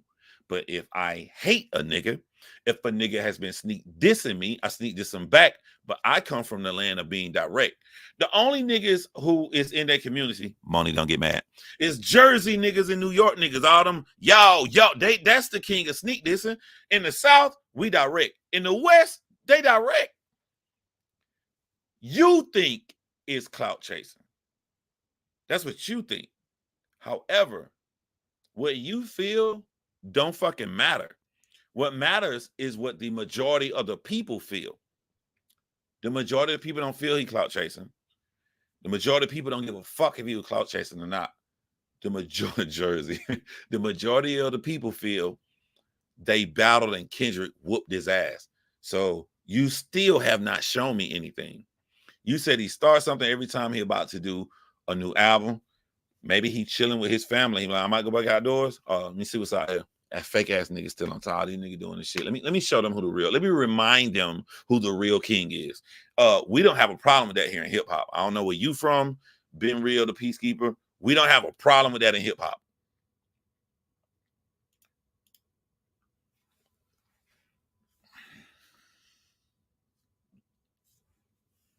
This is how it looks to debate a stand. I'm going back up to get all y'all comments in between.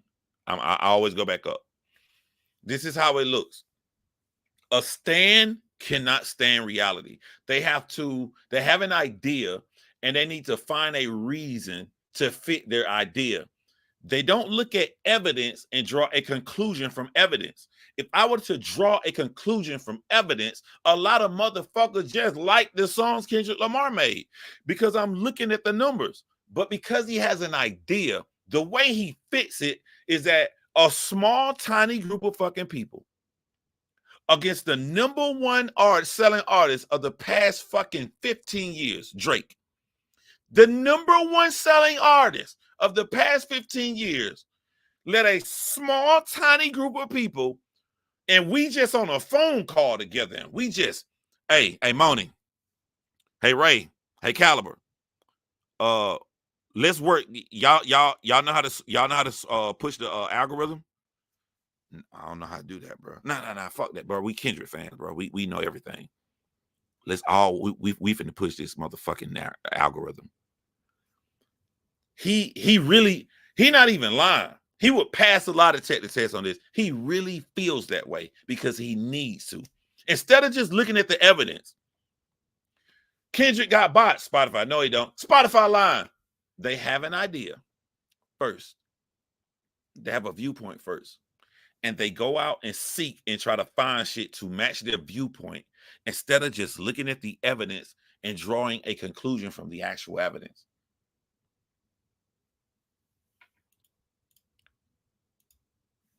On my hashtag says Drake.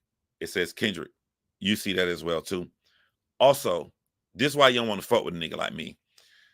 Why would it matter if it's a small group of people if I put Drake in the title, if Drake is the number one artist?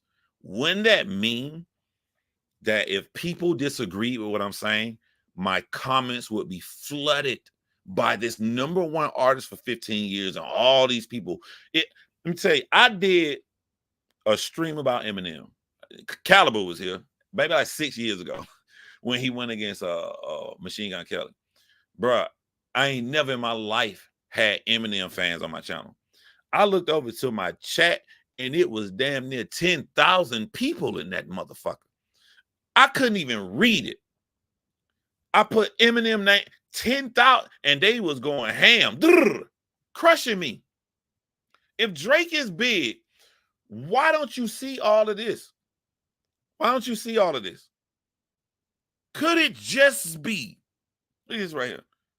Could it just be Kendrick won? Is that just not an option? You don't care about numbers. You don't care about viewpoints. You don't care about polls. Pause. So if you don't care about no tangible evidence, nothing at all, why the fuck should anybody talk to you? I'm honestly asking. I only care about the actual bars. What bars did Drake say better than Kendrick? I promise y'all I'm going back up. It's just that Drake fans be so scared to talk to me. Me having been real, the peacekeeper here is like when the Joker said, I'm like a dog chasing an ambulance truck, you know. I don't really want to catch it. I just enjoy the chase. Let me play with my food a little bit. I'm coming back to y'all. I got you, Matt. I ain't want to say that, Matt, but I got you. All right. So you're saying that when Drake sung to a nigga, your darkest secrets are coming to light, that is the best shit ever. That's what you're saying. Now, what I honestly feel would be a waste of our time is that Kendrick Lamar and Drake, if it was just about them two, Drake would have sent his songs to Kendrick behind the scenes and Kendrick would have sent it to Drake. Wouldn't you agree? Wouldn't you agree that for both of them to make public songs about each other, they want us to hear it? And wouldn't you agree that no human being on earth would think out of hundreds of millions of people that they would get 100% to agree with them, right? So if they're going to put it out public, they know 100% of people are not going to agree. Wouldn't you say that Drake and Kendrick putting out their shit publicly is to get these group of people to have the majority votes? When you agree, I mean, is that logical to you before I go forward? So that's what I'm saying. You can sit home and say, your darkest secrets are coming to light is your favorite fucking bar in this shit. But that ain't what the majority of the people feel. And that's what both of them niggas was going for. Both of them niggas. When Drake said he gonna kill Kendrick, that means that Drake wanted the majority of the people to say he won and embarrass Kendrick. That's not what happened. That's not what happened. It is cool to say red herrings, but you have to show evidence of this. I've stayed the same the entire time. It's not this what dumb niggas do, right? It is a fallacy called large numbers, right? When you're saying that, well, the majority of people agree. He's saying I'm committing that fallacy. But we're talking about subjective battle rap. Like there's no other way to go. That's not a fucking fallacy. If two people aim are to purposely have the majority of the people agree with them, and I bring up the majority of people agree with Kendrick Lamar, that is spot on subject. That's not a fallacy. You dumb niggas use words that you don't understand. You dumb niggas do this shit. If we are talking about facts, if me and you having a debate about 1 + 1 is 2, and you tell me, well, the majority of people think 1 + 1 is 3, that's a fucking fallacy. Who gives a fuck what the majority of people think? A fact, 1 + 1 is 2. If we are saying a contest is being held for the majority of the people to like, and I point out the majority of people like one person, that's not a fucking fallacy. You fucking dummy. I hate when people try to use words they don't fully fucking understand. I have to use that. It's a subjective thing. or we're gonna be here all day because you think your dog is here, is coming to light. It's the best shit of the battle.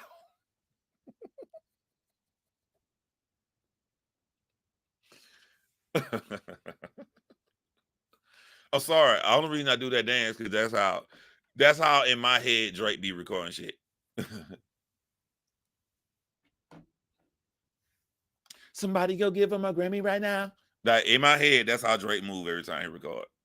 Where's your uncle at? Because I want to talk to the man in the house. That's just my personal thing.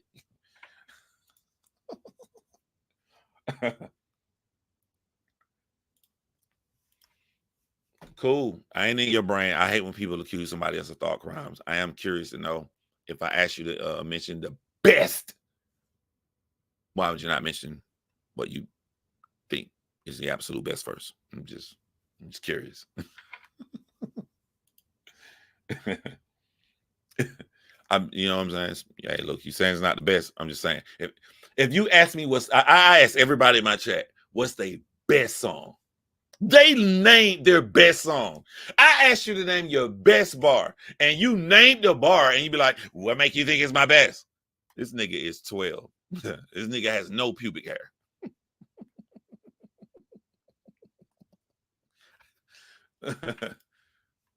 Hold on, man. I done probably missed some good ass comments. Let me scroll back up, man. Where's your uncle at? Because I want to talk to the man of the house.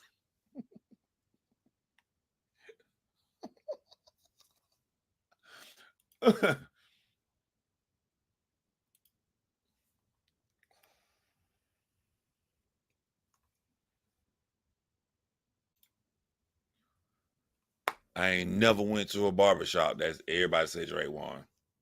I ain't never. I've never met any group of people that said that Drake won. I've never seen a poll. I've never been in any situation, be it online or offline, where I'm around a group of people and that majority said Drake won. Ever. Where's your uncle at?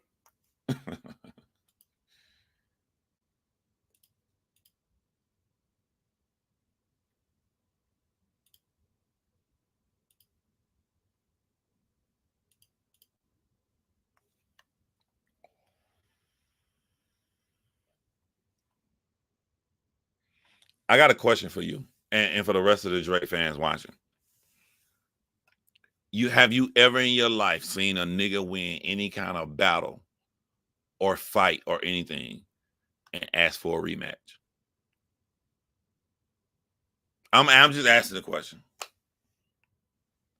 If we were to do a poll, or we ain't even got to do a poll, we just look at history. We can look at boxing, anything. And we look at the percentage of how many people asked for a rematch that won and how many people asked for a rematch that lost. What do you think that percentage will be? One more thing. One more question. Where's your uncle at? Because I want to talk to the man of that.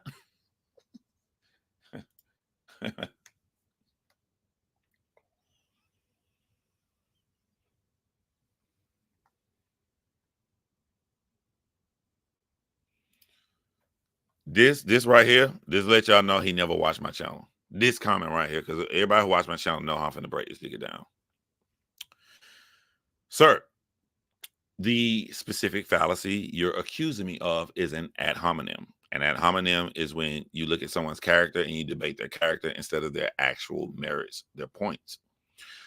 If I say you're a fat ass, so no one should listen to you on health, that would be a fallacy because it doesn't matter someone's weight. They can intelligently debate anything. If I just call you a name, and after I call you a name, like I called you a Stan, I then go on to debate your specific viewpoints, that, sir, is not an ad hominem attack fallacy. So you use that wrong. You keep using these words wrong. I think you go around niggas who don't know they shit and you say the same regurgitated shit to people and they can't call you out on it because they don't know it and you didn't ran to the wrong nigga channel. I can call you a fucking Stan this entire live As long as I pull up your comment and I debate the actual merits of your argument, that is not a fucking fallacy. That's not an opinion. That is a fucking fact. That is a fucking fact. You're wrong.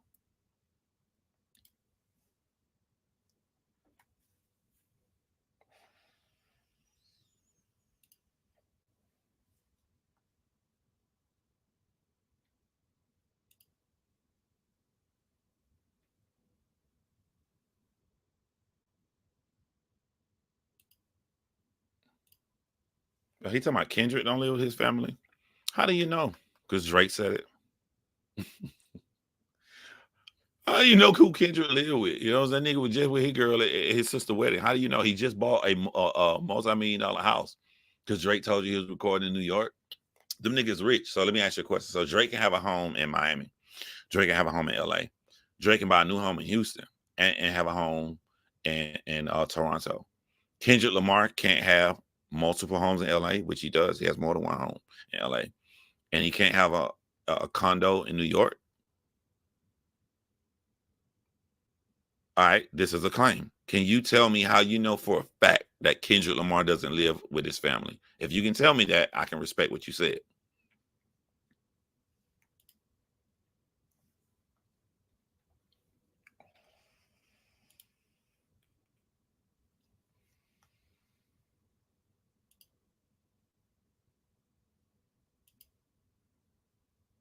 Krispy Kreme hiring Glaze.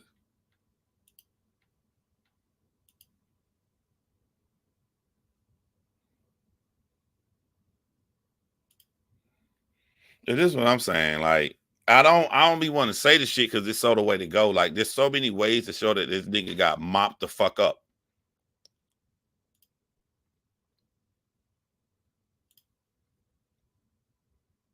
I'm a peacemaker. Go to my true crime channel. Thousands, hundreds of thousands of comments talking about my empathy and how I feel for people. I have empathy. You can tell my video I made yesterday about Angryfan. I have a lot of empathy. I'm also a father. I will fucking kill you. You come fucking with my children. You come fucking with my family. I will fucking take your life. You come fuck with my family. Just because you're a peacemaker or you want to see everybody thrive and do good, we have to adjust to the actual world that we live in. If a nigga got road rage and he followed me and I pull up to the gas station, there's 4 niggas in the car and I got a legally registered gun with me, I'm popping one of them niggas that come up on me. I'm still a peacemaker. I don't want to take dude life. I don't want to do that shit. You know what I'm saying? Like, you have to defend you have to defend your name. So a nigga come out here and talk about your wife and shit on their first track out, you tell their ass not to go that route.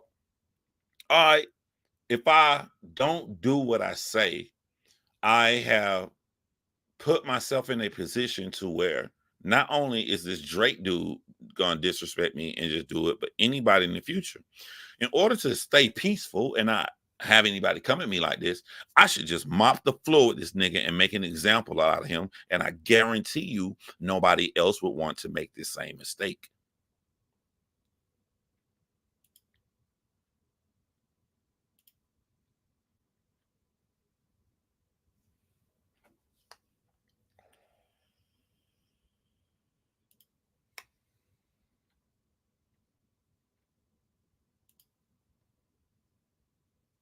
Calling out sex trafficking, telling someone he need resolve his family relationships, giving a Black History lesson, etc., is very on brand for Kendrick and conscious rap in this form.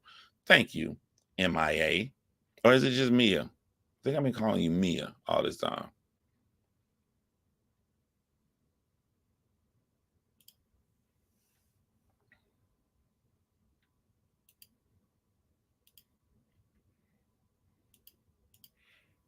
Like, people, like, things I noticed that I'm like, well, there's not enough support evidence. People say when Drake always come back and make the club hit and Kendrick Lamar versing on him. Drake did that once with back to back. I do some shit one time and that's your MO. Drake did Guppy, that one no club hit. Drake got a lot of disses that weren't club hits. And people just put that on Drake. And the reason I'm saying is I think that people made this assumption that Drake was so intelligent, even though he got all these people around him. And like this nigga who keeps saying the word fallacy and using it incorrectly, I'm sure he did this around other people he debated. He may have looked intelligent until he ran into a real nigga that knows the actual definitions of the words and how he incorrectly used them. I feel like this is what happened with Drake in the situation where, like, well, no, you're not that clever at being strategic. You just never went against a nigga that's strategic. It looked like Pusha T had this what he was gonna do it the whole summer, but you ran away, so we never got that opportunity. Meek Mill isn't built like that. He's not an intelligent dude. So this is the first time Drake around an intelligent dude, and Drake told this intelligent dude he following through. And when he followed through, it showed that Drake is not as clever as people may think. Because the one thing that Drake didn't see was you calling this nigga out on shit he had already made a whole album calling himself out on, and you saw that as, well, you said it, so it's gonna be true and they're gonna laugh at you. You didn't understand the audience that's watching. He already combated this shit, so we don't give a fuck about it. The fact that he couldn't make that adjustment in his head shows me an actual lack of intelligence. The fact that he couldn't, I think the nigga lying. But let's say he telling the truth. We set Kendrick up.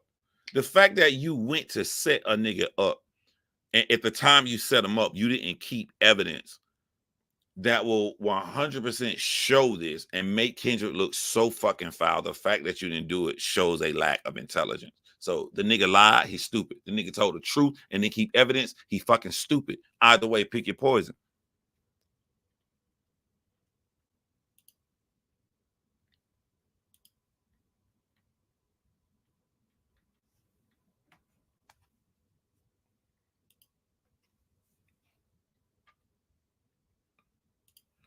What did I purposely change that you said? I didn't purposely change anything you said.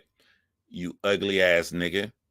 I purposely just called you an ugly ass nigga because when you go type something else, I'm going to break down what you said just to show me calling you an ugly ass nigga is not an ad hominem. If I don't debate anything you say and I tell my entire audience not to listen to you because you're an ugly ass nigga, only then would that become an ad hominem. I'm tired of teaching your ass a lesson, bro. You starting to bore me.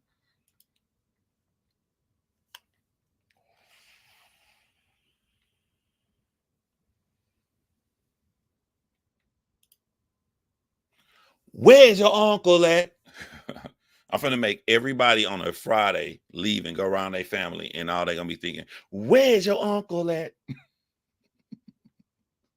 This nigga song to a nigga in a battle. Everybody talked about that shit. This nigga song to a nigga he hated. He sung to him.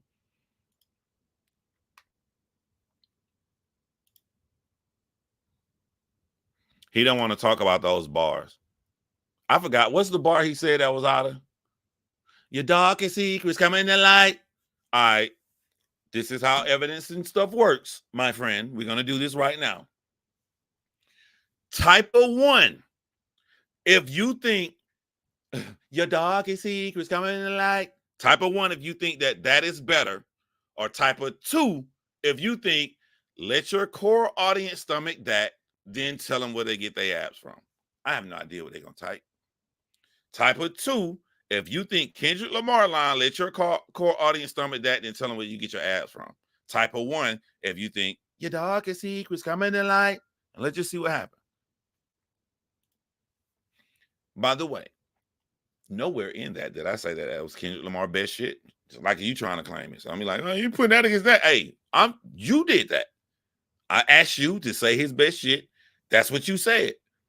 That's what you gave us. So somebody randomly threw up another one. So we just gonna randomly take the 2 that was thrown out there.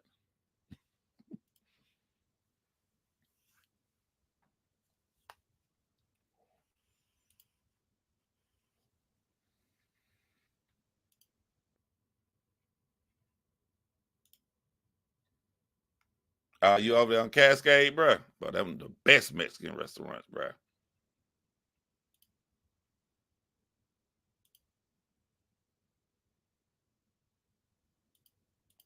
I actually like that Grammy line, even though he sung it to him. I said that on multiple things. I like that. It wasn't enough. It was comical. It's kind of hard. Like somebody go get him a Grammy right now. That's funny. It make me laugh. But then this nigga come in and break down your entire soul. That shit don't match.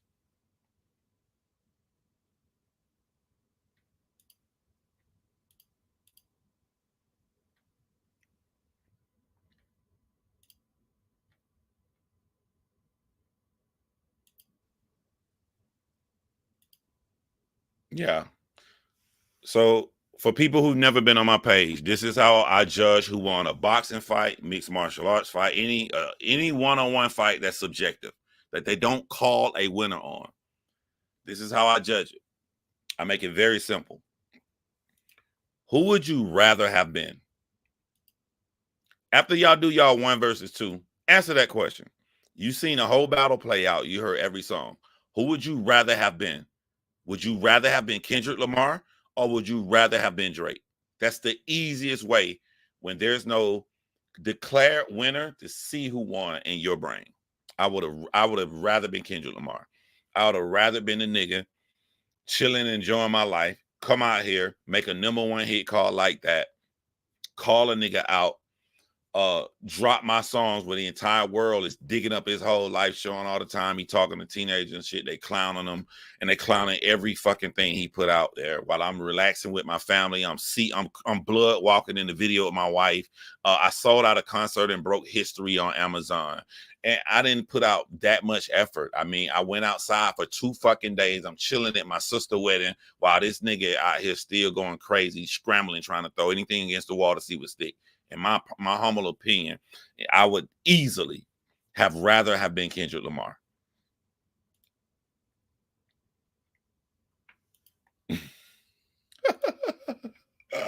The outside of sport.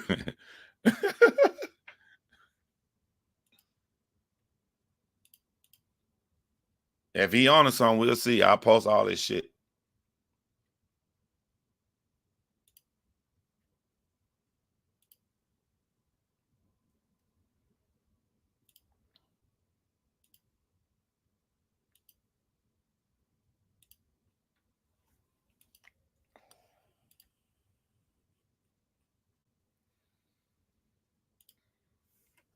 That's some cold shit. Cause like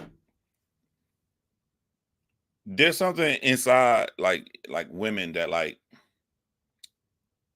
they're like scientifically engineered to want a masculine man, like a man that they feel like that's gonna protect them. When Kendrick can come out here and like never let a man piss on your leg, son. Either you die right there or pop that man. That shit is effective. It's not even a cold bar, it's just a cold, realistic line. You already turned these women away from you by switching your persona, talking about their idols and shit that they look up to because these women didn't want you, like a Serena Williams who out here influencing these young girls, or Rihanna who they happy for, who finally got her family out of the thing she went through with Chris Brown. And you out here dissing these fucking women and turning women away, and then you let a nigga piss on your motherfucking leg. You let a nigga pee on your motherfucking leg.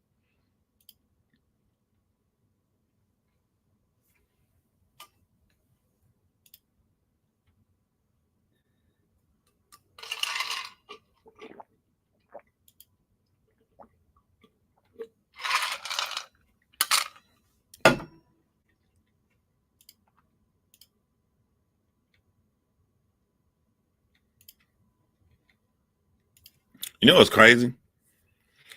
I'm gonna keep it a buck.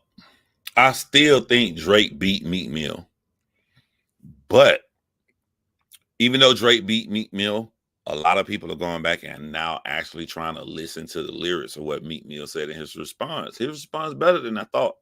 I heard Meek Mill respond like the fuck, nigga, this shit hit crazy. I go back and listen to all that shit good. I still think Drake won, but Meek Mill did better than we thought, than I thought.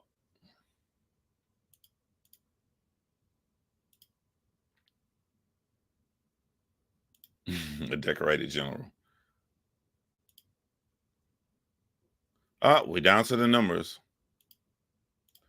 2, 2, 2, 2, 2. 2, 2, 2, 2, 2, 2. Told y'all my mouth flow easy on us as a Drake stan. Where's your uncle at? Drake, please drop your recording Family Matters. Please drop that on the 100 gigs. Update the 100 gig. I want to see. I guarantee you, I will stop making content on YouTube if Drake didn't record that line like that. Y'all know how Drake rap with his hand. Like if Drake didn't get in the booth and had a mic right here, where's your uncle at? Because I want to talk to the man of the house. I'm telling you, I will stop streaming on YouTube if Drake didn't record that line just like that. Nigga singing to a nigga. If Drake didn't say, you're dead, you're dead, you're dead. If he didn't do it like that, if that ain't how he did it. Kendrick, K. Dot. This is me pushing an agenda. We're wrong.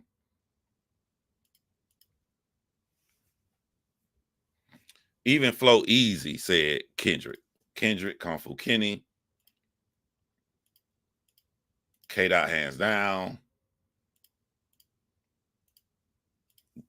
If you ever get caught in the bind, if you ever watching a really close boxing match and you confused, go back and watch it again and just say, who would I have rather been in this fight? And then you'll find out who really won you. Works every time.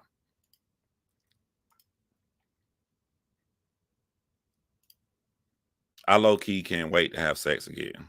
And as soon as it's over with and the girl land there, you're dead, you're dead, you're dead.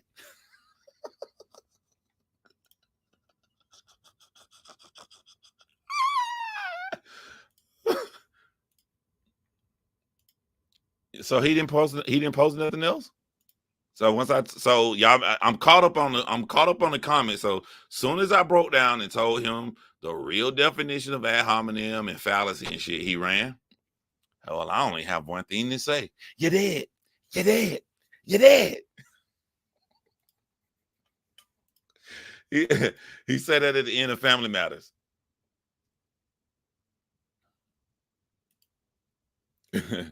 It said the end of Family Matters. Now, to give Drake credit, I'm gonna be a fair guy. Kendrick Lamar said "You're dead," like that. What song that was? One of his earlier albums. So he was mocking Kendrick Lamar, but it's still Drake throat pause. So it sounded weird.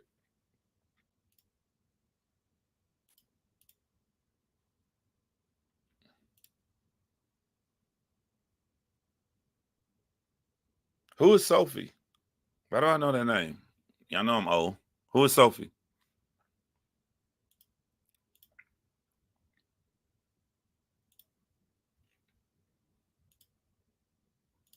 Yo. Oh yeah. There's this YouTuber. The people in my chat know who he is. I forget his name. He normally covers the fucking Julio Fulio shit in Florida. This nigga put up this video, and I posted that. I shared that shit on my community thing about a month and a half ago about this conspiracy with Drake and the hotels he owns in California with these little girls going and everything. That shit was crazy. I never got around to playing that to talk about it. That shit was wow, yo. Now I don't know if this is true. It just came up on my YouTube that Drake took that nigga goddamn YouTube channel down. Anybody know what I'm talking about? Oh, Sophia porn actress. Oh yeah. Sophie be making me feel weird about myself because they're like I see Sophie, I'm like, she beautiful. Then I see her be like some weird, some like her young people, y'all ain't gonna catch this. She kind of looked like Don Flamenco in Mike Tyson Punch Out. The one that come out with the little rolls in their mouth. I'm like, she looked like a like a beige bean sometimes, but sometimes I'm like, I don't know. I get confused about Sophie be confusing me.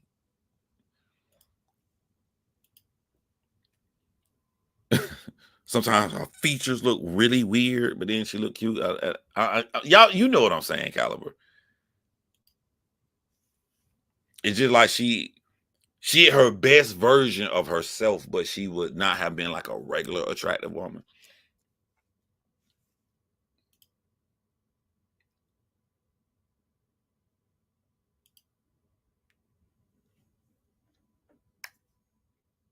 Yeah, you got to be a man to have a big nose. You know what I'm saying? We can get around that. I get around this slogging I got. I can make it work. I can make it work, baby. I can make it work.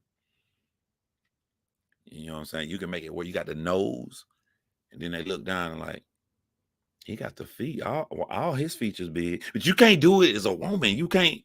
Now I'm gonna take that back. Glorilla is working her nose. Glorilla working the nose, but Glorilla nose ain't like Jewish looking like my nose and Sophie nose look. Glorilla nose is more like, what's that game you play when you at the fair and they give you that they give, they give you that mallet. You gotta find the gopher. You gotta you gotta find the gopher and you gotta mash that bit like that. Her nose look like Glorilla was born with my nose, and then like she went to sleep, and they thought she fell asleep at the fair, and they didn't see the little girl laying there. You know what I'm saying? That nigga was ready to whack a mole. He had his girl. He shouted there, "Baby, I'm gonna win the bat for you. Don't stop, it's a girl." Bah!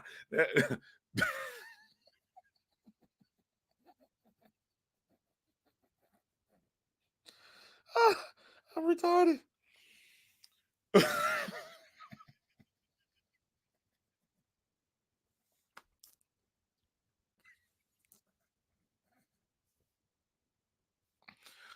You know what I'm saying? Like, that's why Glorilla got off. Glorilla be all right. Glorilla knows more like a big pair of pants. She just gotta cuff it. Just cuff her nostril. She'll be all right. But like Sophie, you can't have a big nose and be a woman, man.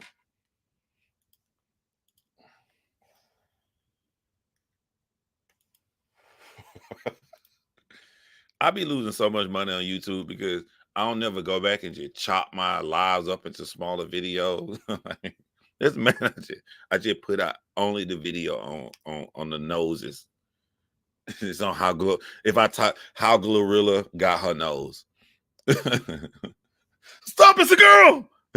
Like, I gotta start doing that, man. I gotta stay at the house more where I can sit down and chop this shit up.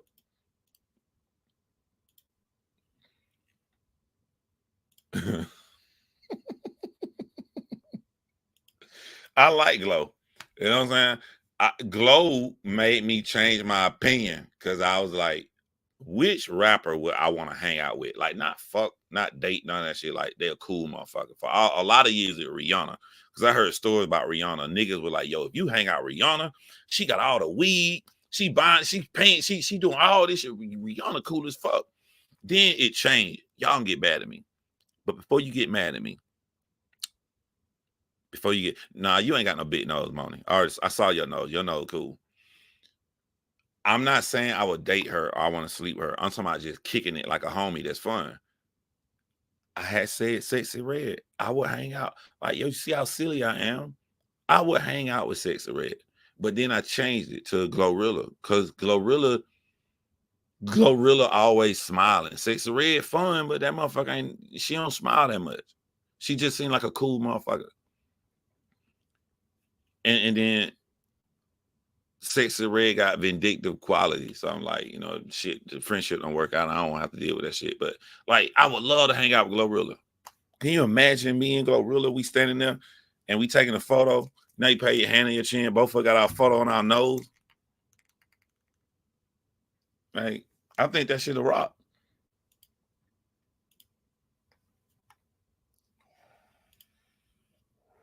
Yeah, you're right, Moni. I like Sexy Red as a homie. As a homie.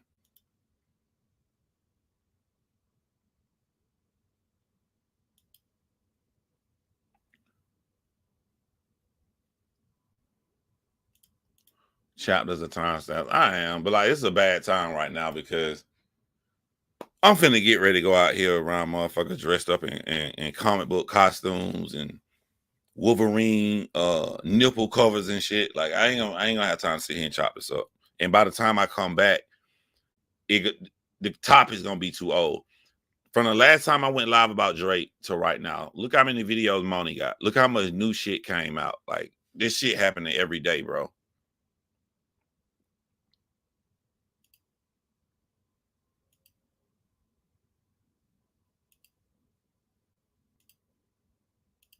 It only takes a second. Stop being lazy.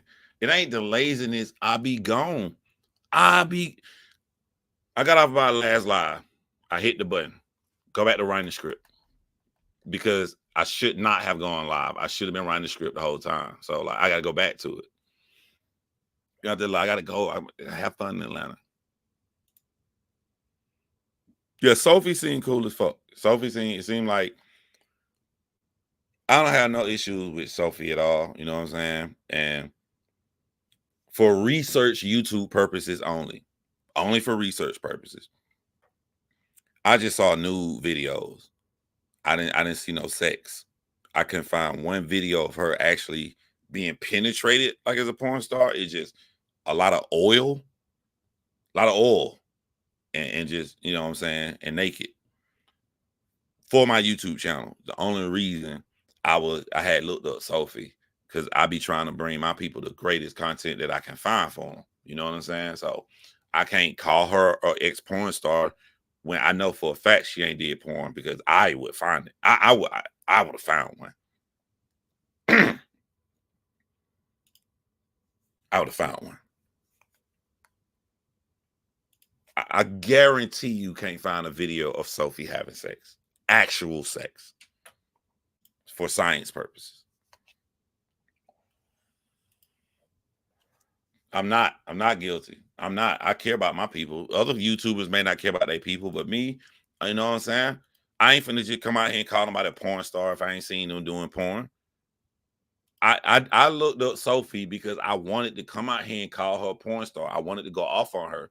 But when I did the research, that she ain't never did no porn.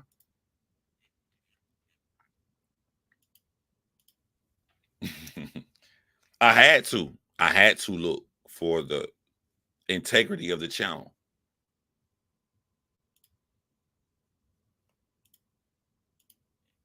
Only thing I know about her, she likes oil. She like oil. She got a kid with Drake. She had sex with ASAP Rocky. I don't know nothing else about Sophie.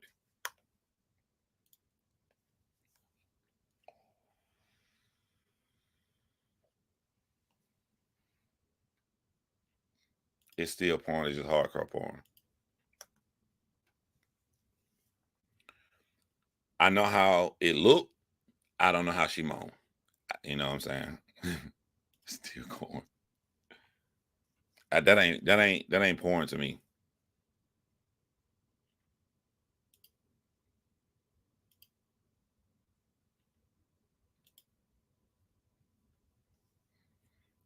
I got a different viewpoint. I think Drake ran away from a lot of paternity tests. He didn't run away from the Adonis paternity test. He followed through. Drake desperately wants Kendrick to like him. He doesn't hate Kendrick. He loves Kendrick. That's why every few years he's trying to piece up online, post old pics of them from the way back. I think he wanted it. I think that Kendrick just doesn't like what Drake stand for. And I also like there's a part of me that relates to Kendrick to where like this is what I don't understand about Drake. Because I rap, right? I had a clique of niggas in my 20s. We be in the studio together. We homies, we cool. If I fight, they gonna fight with me. You know what I'm saying? We cool. I go in the studio, and if it's not like some love track, it's just a bar fest and the beat come on. They know I'm trying to kill them. I don't give a fuck how much close friends we are.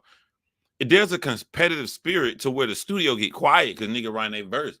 And then I fuck with a nigga head. I know I got some nice bars or whatever. I spit like 5 bars or 6 bars or whatever, 4 or 6 bars and shit. And then other niggas studio like, oh, that nigga there. And then I know my homie gonna get quiet because he know I'm coming. And he gonna go write some shit. Then he gonna come out and say about 4 or 5 bars. And I'm gonna look at him and I'm gonna go, that shit straight.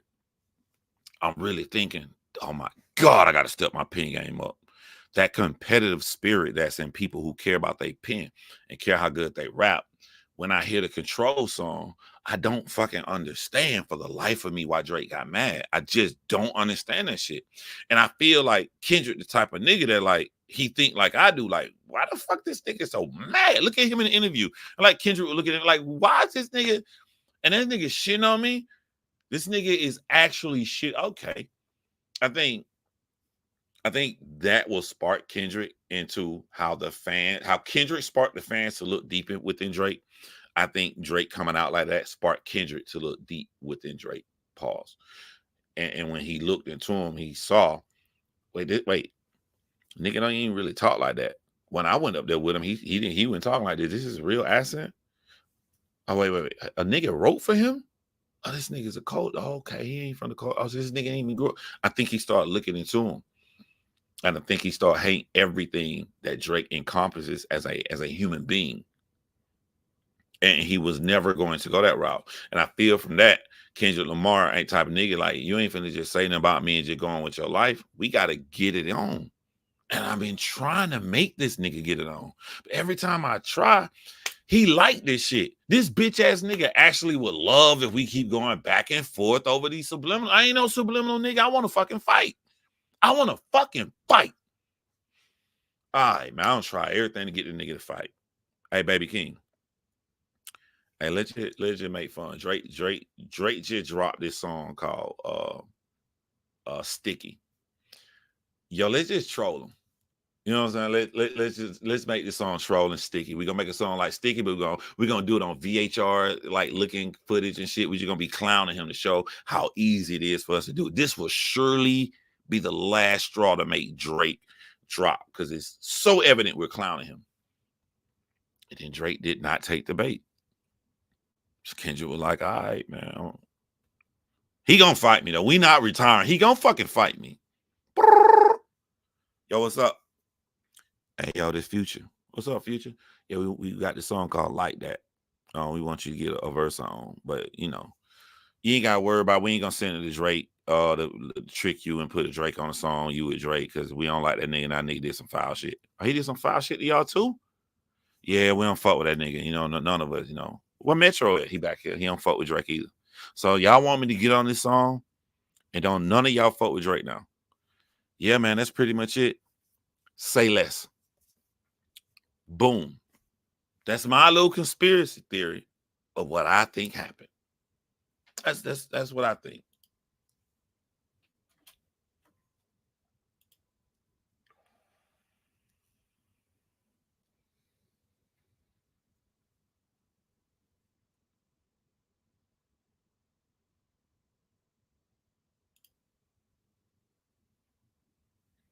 I'm with Flow Easy for the first time. Me and Flow Easy agree. Sophie has never done porn. Because when you got all of these videos of you by yourself with all this oil, the cameraman and the director, this all right, we really want to see some fucking. So that means she told all these niggas no. She just was not going to do it. There's no way she would get to that part of the industry and not have nothing. And from my research, trust me, she don't have nothing. She hasn't done porn.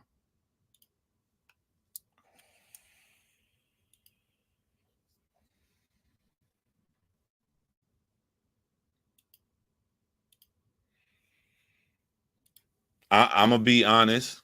This is why I wish that I would not get flagged. I would like to play Meat Meal diss to Drake and then play the Hard Part 6 because I don't know off the top of my head right now what's the worst diss track.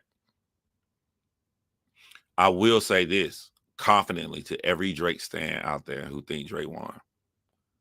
This is the only diss track I've ever heard in my entire fucking life where the motherfucker sounds sad.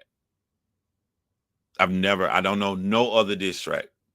Every other, I think LL Cool J response track to Cannabis was some whack ass shit. Because what he was trying to do, Cannabis did every line way better than him. But in that, Rip the Jack or whatever it's called, LL voice sounded so fucking confident. You couldn't tell LL he wasn't saying some dope shit. Nigga, that shit kind of basic, bro. But he still displayed that he in LL brain, he killing Cannabis. Drake sounded defeated.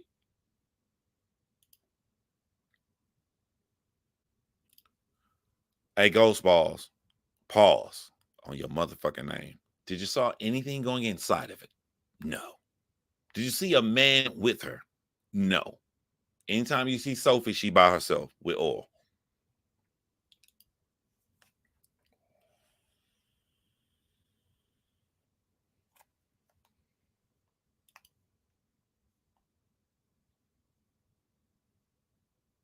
Yeah, that Bigfoot shit was lame. I was happy that Nicki did it because I'm like, they're calling you the greatest rapper of all time, female, and you're gonna retire without ever going into it with nobody on wax. At least Drake tried, but Nicki did the shit and she kept Nicki fucked up. She kept playing the chorus on all her streaming platforms, and like we waiting to hear the song. You got a nice cover art, the pink boot inside a foot, and you keep playing the same fucking line over and over again. And I listen to the song, like, what the fuck is this shit?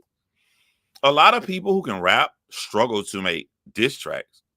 This when the Eminem fans get mad at me. I respect Eminem as knowing how to flow. I don't like no Eminem diss track. Motherfucker be doing like this, going crazy. Oh, he killed Machine Gun Kelly. Oh my God. I go back to my rule.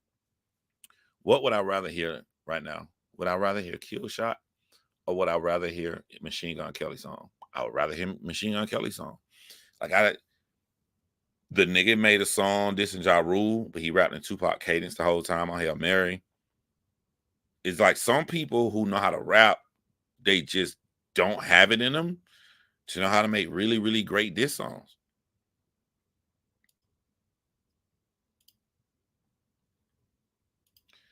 Smoke, Machine Gun Kelly not doing this. Listen to me. I can't lie to myself. I never made a fucking face listening to Kill Shot Eminem song. I listen to a shit like this. Okay. I never wanted to go back and play it again. Never once wanted to go back and play Kill Shot. It didn't do nothing at all for me.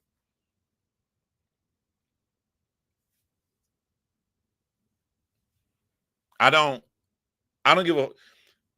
When you look at how good somebody rap, prior to them making a diss track, I'm gonna give you an example of what that really looks like in real life.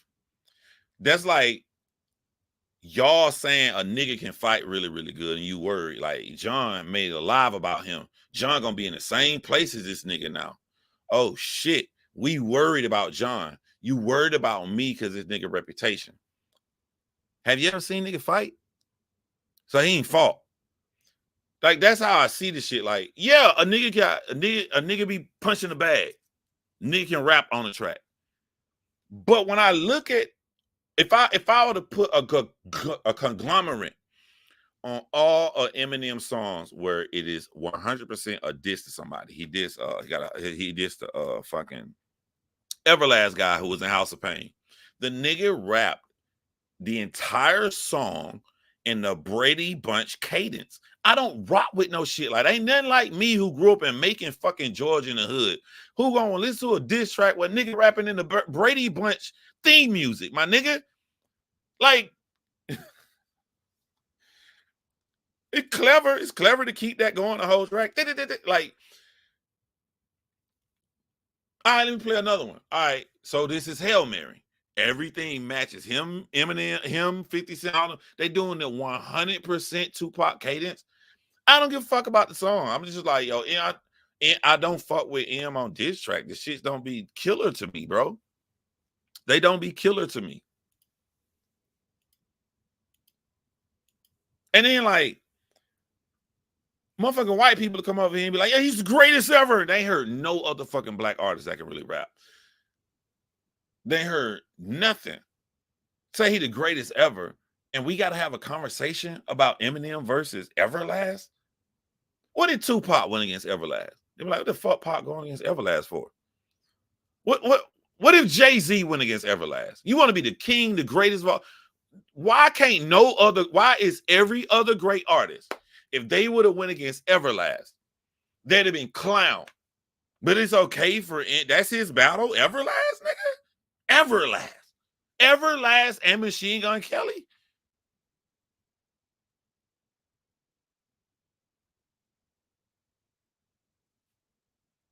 Yeah, that's what I was saying when them 10,000 M fans came over. They were mad as a motherfucker. I stood my motherfucking ground like, nigga, I ain't going nowhere, nigga. The fuck, he ain't running me out no lie. We finna have motherfucking fun. I got 10,000 people here. Let's rock.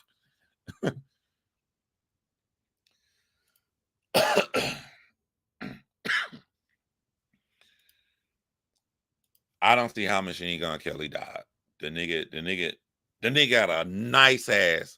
I think Machine Gun Kelly's stupid for letting World Star drop that video, and they got all that fucking money. Because if you go type it in YouTube right now, it's gonna go to World Star. He should have put that on his channel. Other than that, the nigga got a hot ass nice diss track against Eminem. Went on to get a fine ass chick in they world. You know, in my world, you gotta have a little hips and ass, nigga. You got a goddamn curvature in this motherfucker. But you know, white people think his girl look nice. Go on and drop hits in multiple different cultures, selling out around the world. The nigga ain't hurt nowhere. The nigga just did an interview with Gillian and Wallow and just killed the freestyle. I'm like, shit, Drake, maybe you should look at how Machine Gun Kelly moves, since they saying Machine Gun Kelly lost. But if you ask me, right, if I leave this live, and I'm just being as honest as possible, if I leave this live and I got a choice to play Kill Shot or Machine Gun Kelly song, I'm playing Machine Gun Kelly one. That shit, yeah, Rap Devil. I'm playing Rap Devil. This shit sound, I like that shit. And this is what I'm saying when people aren't leaders, they're followers. Every time, I don't never debate it because I don't give a fuck about it enough to debate it. But every time I see somebody say that Eminem ran Machine Gun Kelly to punk rock, I laugh. I laugh. Machine Gun Kelly, what is it called? COVID happened, 2020. Machine Gun Kelly was my #1 favorite artist during COVID. During COVID, this nigga would sit in his car and record 4K awesome freestyle where he rapping. Then the nigga would go live and do a whole song with Travis or Blink 182, who married one of the Kardashians. He'll do a punk rock song. This nigga was putting out so much awesome material across all different genres during COVID because he was stuck in his house. I like, this shit is awesome. That's where that came from. So when I hear people say Eminem ran him off the punk rock, first of all, that's not true. Second of all, you literally can go to his Instagram and you can see Machine Gun Kelly got some of the best freestyles in 2024. He got some of the best freestyles in 2024. He just killed Gillian Wallow shit, 2 weeks ago? How the fuck can a nigga rap this good? And these are raps. And you say M ran him off. If you tell me a nigga ran off the punk rock, I don't expect to see this nigga ever rap again. So I don't defend it because I ain't no big ass Machine Gun Kelly fan. I just sit back and be quiet. But a nigga come over here, you know what I'm saying? So like you tell me, yo man, you like, I know that you doing some fucked up shit in your relationship. You my nigga. I ain't gonna say it. But if you ask me, yo, what you think about how I'm moving in my relationship? All right, now you ask me, I'm gonna tell you now. You know? Yeah, he like Childish Gambino. He just does different genres. Yeah. And then here's the crazy part. He was doing this shit before the Eminem battle.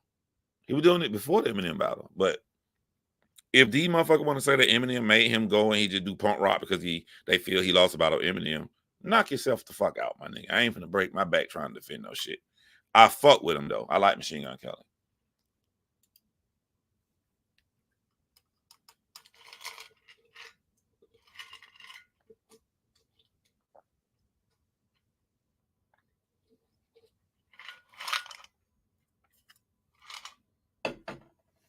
And they said, yeah, he was at SummerSlam too. And if that's how it look if you lose,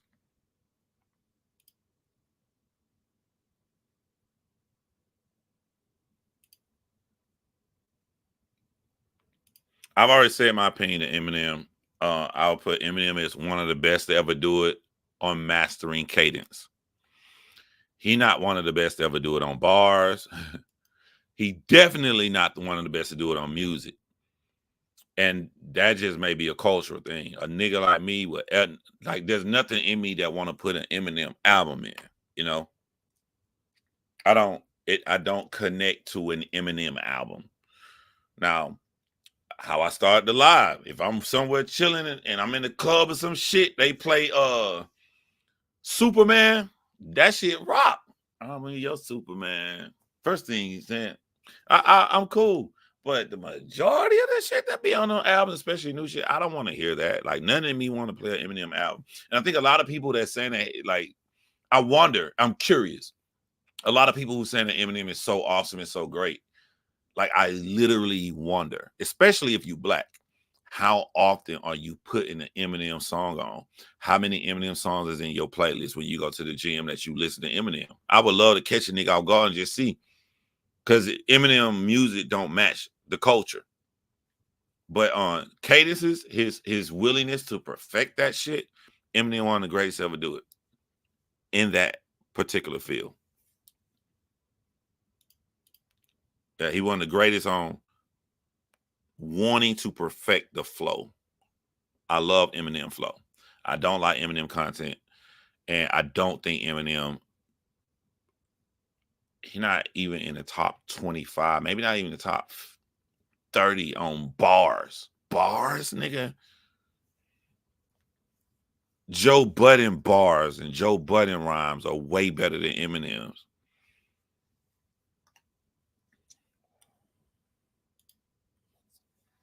Yeah, I love Till I Collapse. That probably my favorite Eminem song, you know, Till I Collapse. With Nate Dogg, love that shit. But that's what separates Eminem from his audience. The fact that Eminem knows our culture, he understands our culture. He Eminem naming artists that he look up to that his fans can't even name because his fans have never checked those artists out.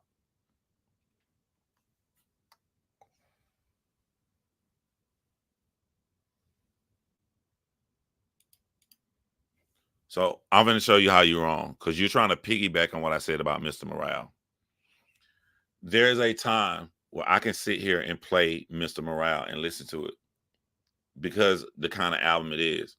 What I'm trying to explain to you, there is no time ever I want to play an Eminem album ever. We're not talking about a low percentage. I never want to play an Eminem album. I don't fuck with that I don't fuck with that music, bro. Never.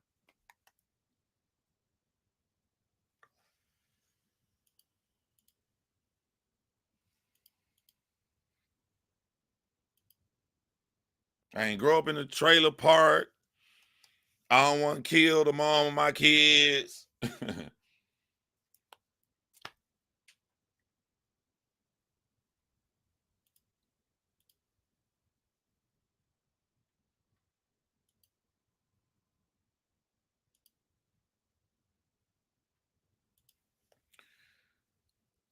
Let's talk about classic albums.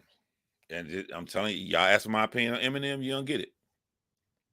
They say the Marshall Mathers LP, his second album, that's his greatest album. That's a classic.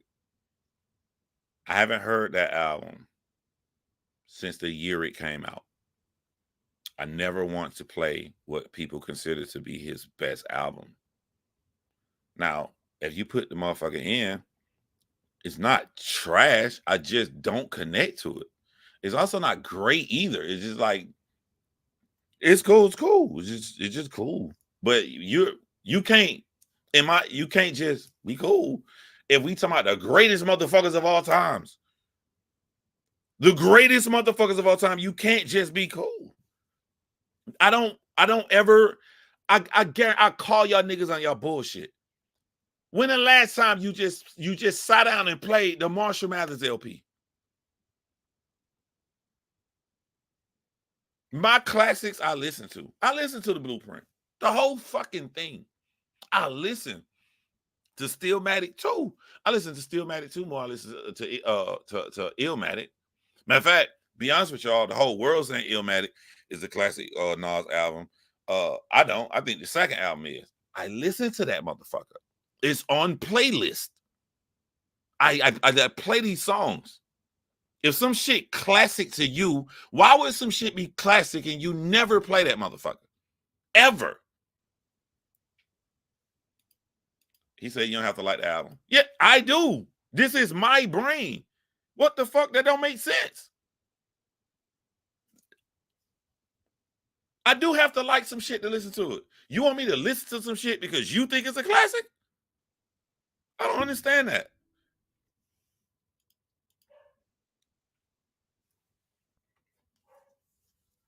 The whole world gave Outkast third album 5 mics. It's great.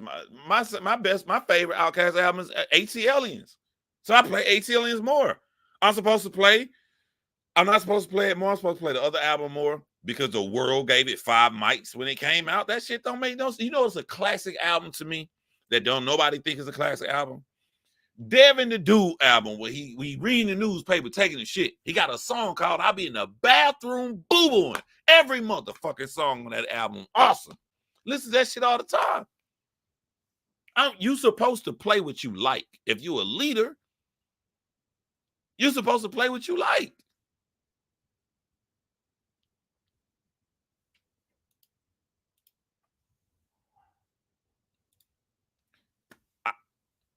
See, do what I don't want to happen, Polo. Shout out to my boy Polo. I don't want to give niggas time to lie. I just want to pull up on the nigga and say, hey, pull out your playlist. Nah, nigga, pull that shit out. I want to see some Eminem. Because these niggas who be saying that shit, a lot of people say shit that the majority say so they can seem cool. I don't want to give these niggas no time. I just want to pull up. I want to be the battle event. Hey, what's up? You was on that live, right? Oh, that's you? You Ghost Balls? What's up, Ghost Balls? Hey, nigga, pull out your motherfucking phone right now, nigga. Pull that motherfucker. Pull your motherfucking phone out, nigga. Pull it out. Nah, go to Apple Music. Go to recently played. Keep scrolling. I understand, John. We've gone back for 2 years. Keep motherfucking scrolling. I ain't gonna see no motherfucking Eminem on that shit. None. I don't do that. I don't do that. If I fuck with a nigga, I'm gonna tell you.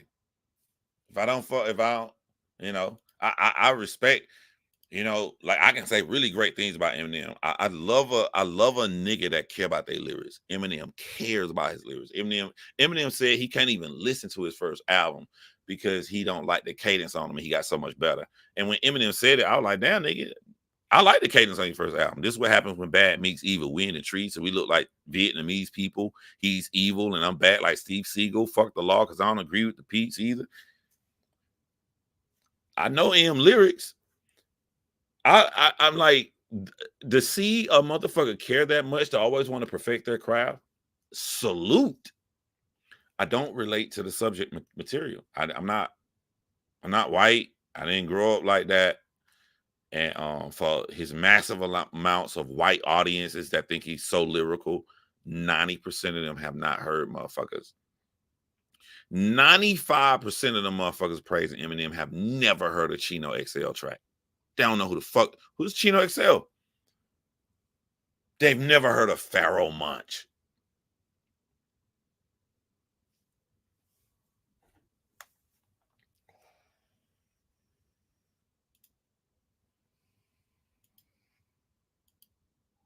I like Drake. I fuck with some Drake. But everything I say on the live matches. I don't have no new Drake shit on my playlist. My Drake shit be old shit, maybe like Marvin's Room. It'd be like I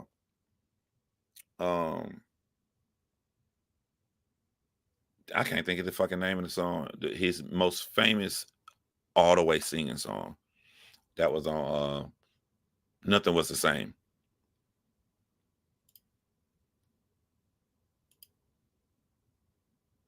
Yeah. 99% of these motherfucking white people running around here saying Eminem the greatest have never heard of Immortal Technique. And the sad part about that is Eminem got a song with him. Eminem got a song with him. Yeah, hold on, we going home. I love that shit. I love that shit. I thought like when Drake dropped Just Hold On, We Going Home, and he's supposed to be one of the best rappers, and he dropped a R&B like song like that. I was like, yo, this nigga here, gonna be gone. He going number one. I like a lot of the old Drake shit, and you gonna hear me playing it. You hear me playing it. So what I say on my comment last time, this right here, you can change the ear cups. I got all these different kind of ear cups, right? One of them is me. This is me. But what album is that? Where did my picture come from? That's Drake's first album. Drake's first album. That's the Drake first album cover. Just my face instead of Drake's face. I fought with Drake. The nigga just lost the fucking battle, and he's weird to me now because I had no idea about all these teenage girl shits. And his albums haven't been good recently. That's all. It ain't that deep. When Drake dropped Certified Lover Boy, I had just packed my shit and moved from California to move back to Atlanta. So I'm finna drive across the entire fucking country by myself. Me in a car by myself driving across the country. I got none but time and space. I gave that bitch the most thorough listen. I'm listening to Certified Lover Boy going through Utah, Wyoming, all this shit. It wasn't hot. It wasn't good.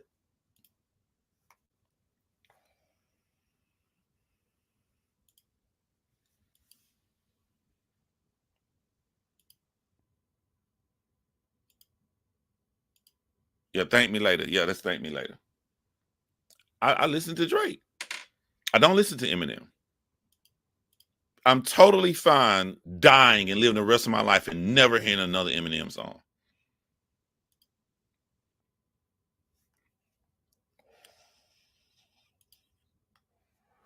Take Care was my favorite song too. I never heard of The Weeknd at the time, but I just noticed the energy was different on the album. And when I go back and listen now, even though it wasn't every song that The Weeknd took a part in, I think the songs that he got from The Weeknd created the feel and tone of how the rest of the album is going to go.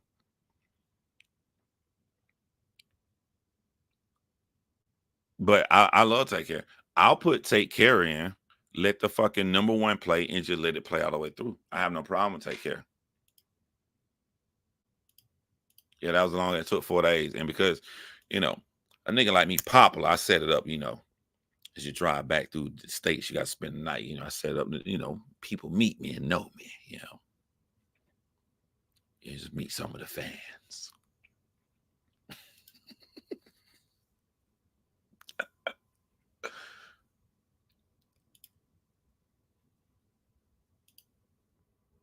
Nothing was the same as better than Take Care. I'll debate that. I don't know. You might be right. But I will say this.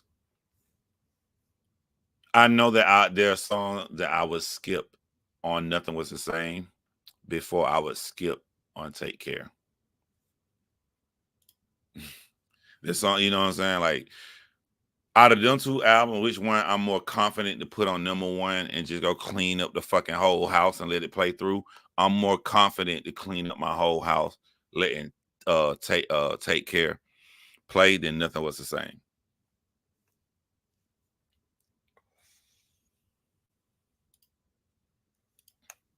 To me, the turning point for Drake was this entire build up and everybody sharing that needle thing in Toronto, whatever that building is. And he did this awesomely great promotion for a Views album. And I was lit. I couldn't wait for Views to come out. And when it came out, it had a lot of skippable shit on it. And I'm like, yo, the way he built this up. From that point on, as much as what scares me when you build shit up, you don't build shit up unless you're confident that this is fucking fire. This is the greatest shit ever. So when you think something is that great and it's that much skippable shit, I'm starting to worry about your mental, like, something not right. He did that again with Certified Lover Boy. I mean, they were talking about Certified Lover Boy a year before it came out. He did excellent marketing on Certified, and it had even more skippable songs. I'm like, okay, Drake not in touch. And after that, I said, oh yeah, I think Drake had dropped an album. I think it called For the Dogs. That's my first time. Like, I didn't even know what day that bitch came out on. I was just, because I lost the confidence in Drake based upon Drake's performance. Pause. I was like, all right, Drake got an album. Let me check it out. That didn't come from nobody talking shit about him. That didn't come from bad PR. That didn't come from him losing no battle. It's just from Views, Scorpion, Certified Lover Boy. I'm like, it's a trend is being set here. A trend being set here. And every album that Drake came out, to me, was more skippable songs. Only song I really like, a lot of people don't like it, from Certified Lover Boy, it's just because the beat is so different. It's an interesting beat, was the song he got with Lil Durk. I thought that was a different kind of interesting beat. I would go play that shit like today. I would purposely go look for it and play that, but like, I don't remember too much of nothing else. Yeah. Yeah, I think when it comes to Wale, the album About Nothing with Seinfeld, that shit is so fucking slept on. If you rock with me, you know, to me, that's one of the best intros ever. But that lady singing like she in church, when I go running, that's what I want to hear. That's my number one running song. The way that song, the intro About Nothing, that shit get me fired, boy, when I'm tired.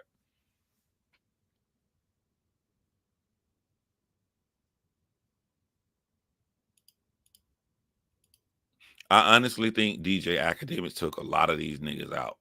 He got into that beef with Wale on Everyday Struggle, and right around that time when that happened is when people totally turned against Wale for his next album. Whatever, they got that fucking blue globe on the album cover.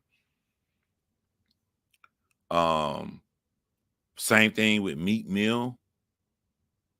Like, Meek Mill really got Ja Rule, because what I call Ja Rule isn't with other people. To me, you're Ja Rule when nobody fucking with you and you making great music. When Ja Rule came out after 50 Cent crushed him, the fucking album Ja Rule made was great. Like, if I'm gonna go out, I want to go out when I'm like Drake going out. Drake going out, his music is getting more and more horrible. That's just like a boxer getting old. By the time you retire, I don't want to go out and my shit sound great and people not fucking with me. Meek Mill album sounded great and nobody was fucking with him. Ja Rule album sounded great and nobody was fucking with him because they was fucking with other niggas, because we live in a world of followers. That'd be the worst way to go out to me getting Ja Rule.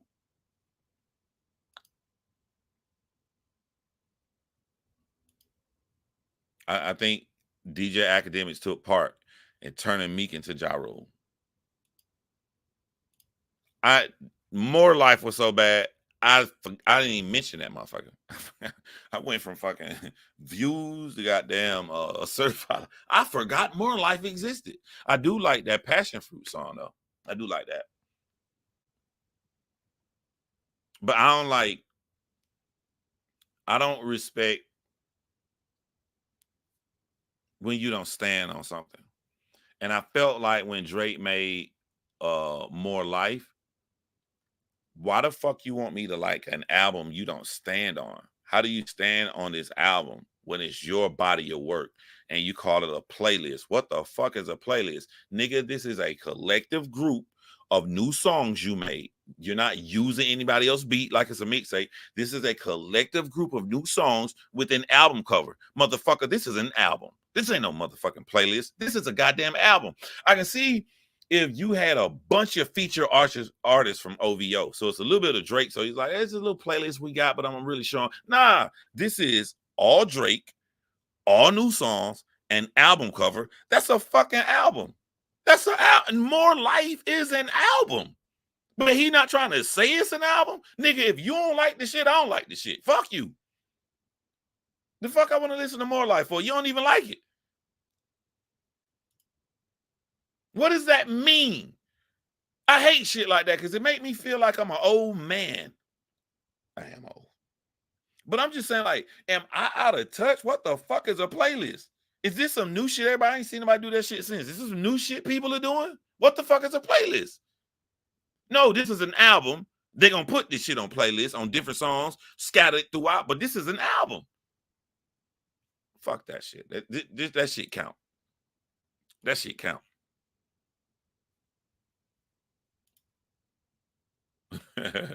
That shit count.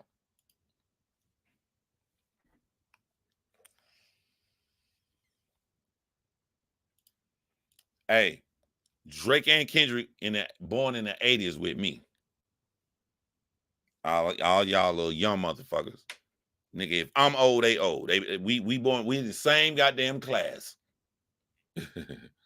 We born in the 1980s. Nah, don't put that shit on Spotify. Drake literally said that. There's an interview where Drake said this is a fucking playlist.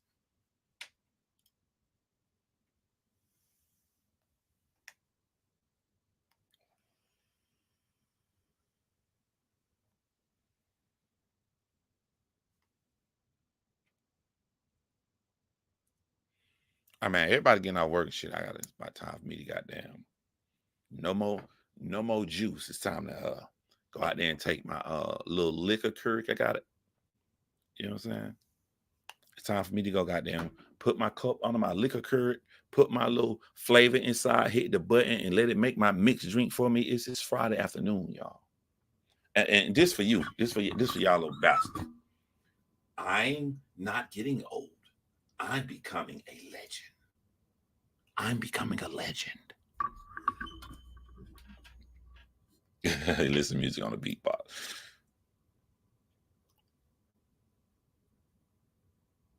New saying alert. That shit count. Hell yeah, that shit count. That shit count on multiple shit. The girl say you got bad sex. You go up to the niggas and you be like, nigga, I was drunk, nigga. I put my thing in. It did like 5 humps. I fell asleep in it. That shit count, bro. That shit count, bro. You just got a bad, you had a bad, you know what I'm saying? And Steph Curry missed 3 sometimes. You had a bad performance, bro. That shit count. All right, but y'all hold it down, man. I'm finna get the fuck up out of here, man. I'm missing phone calls and shit.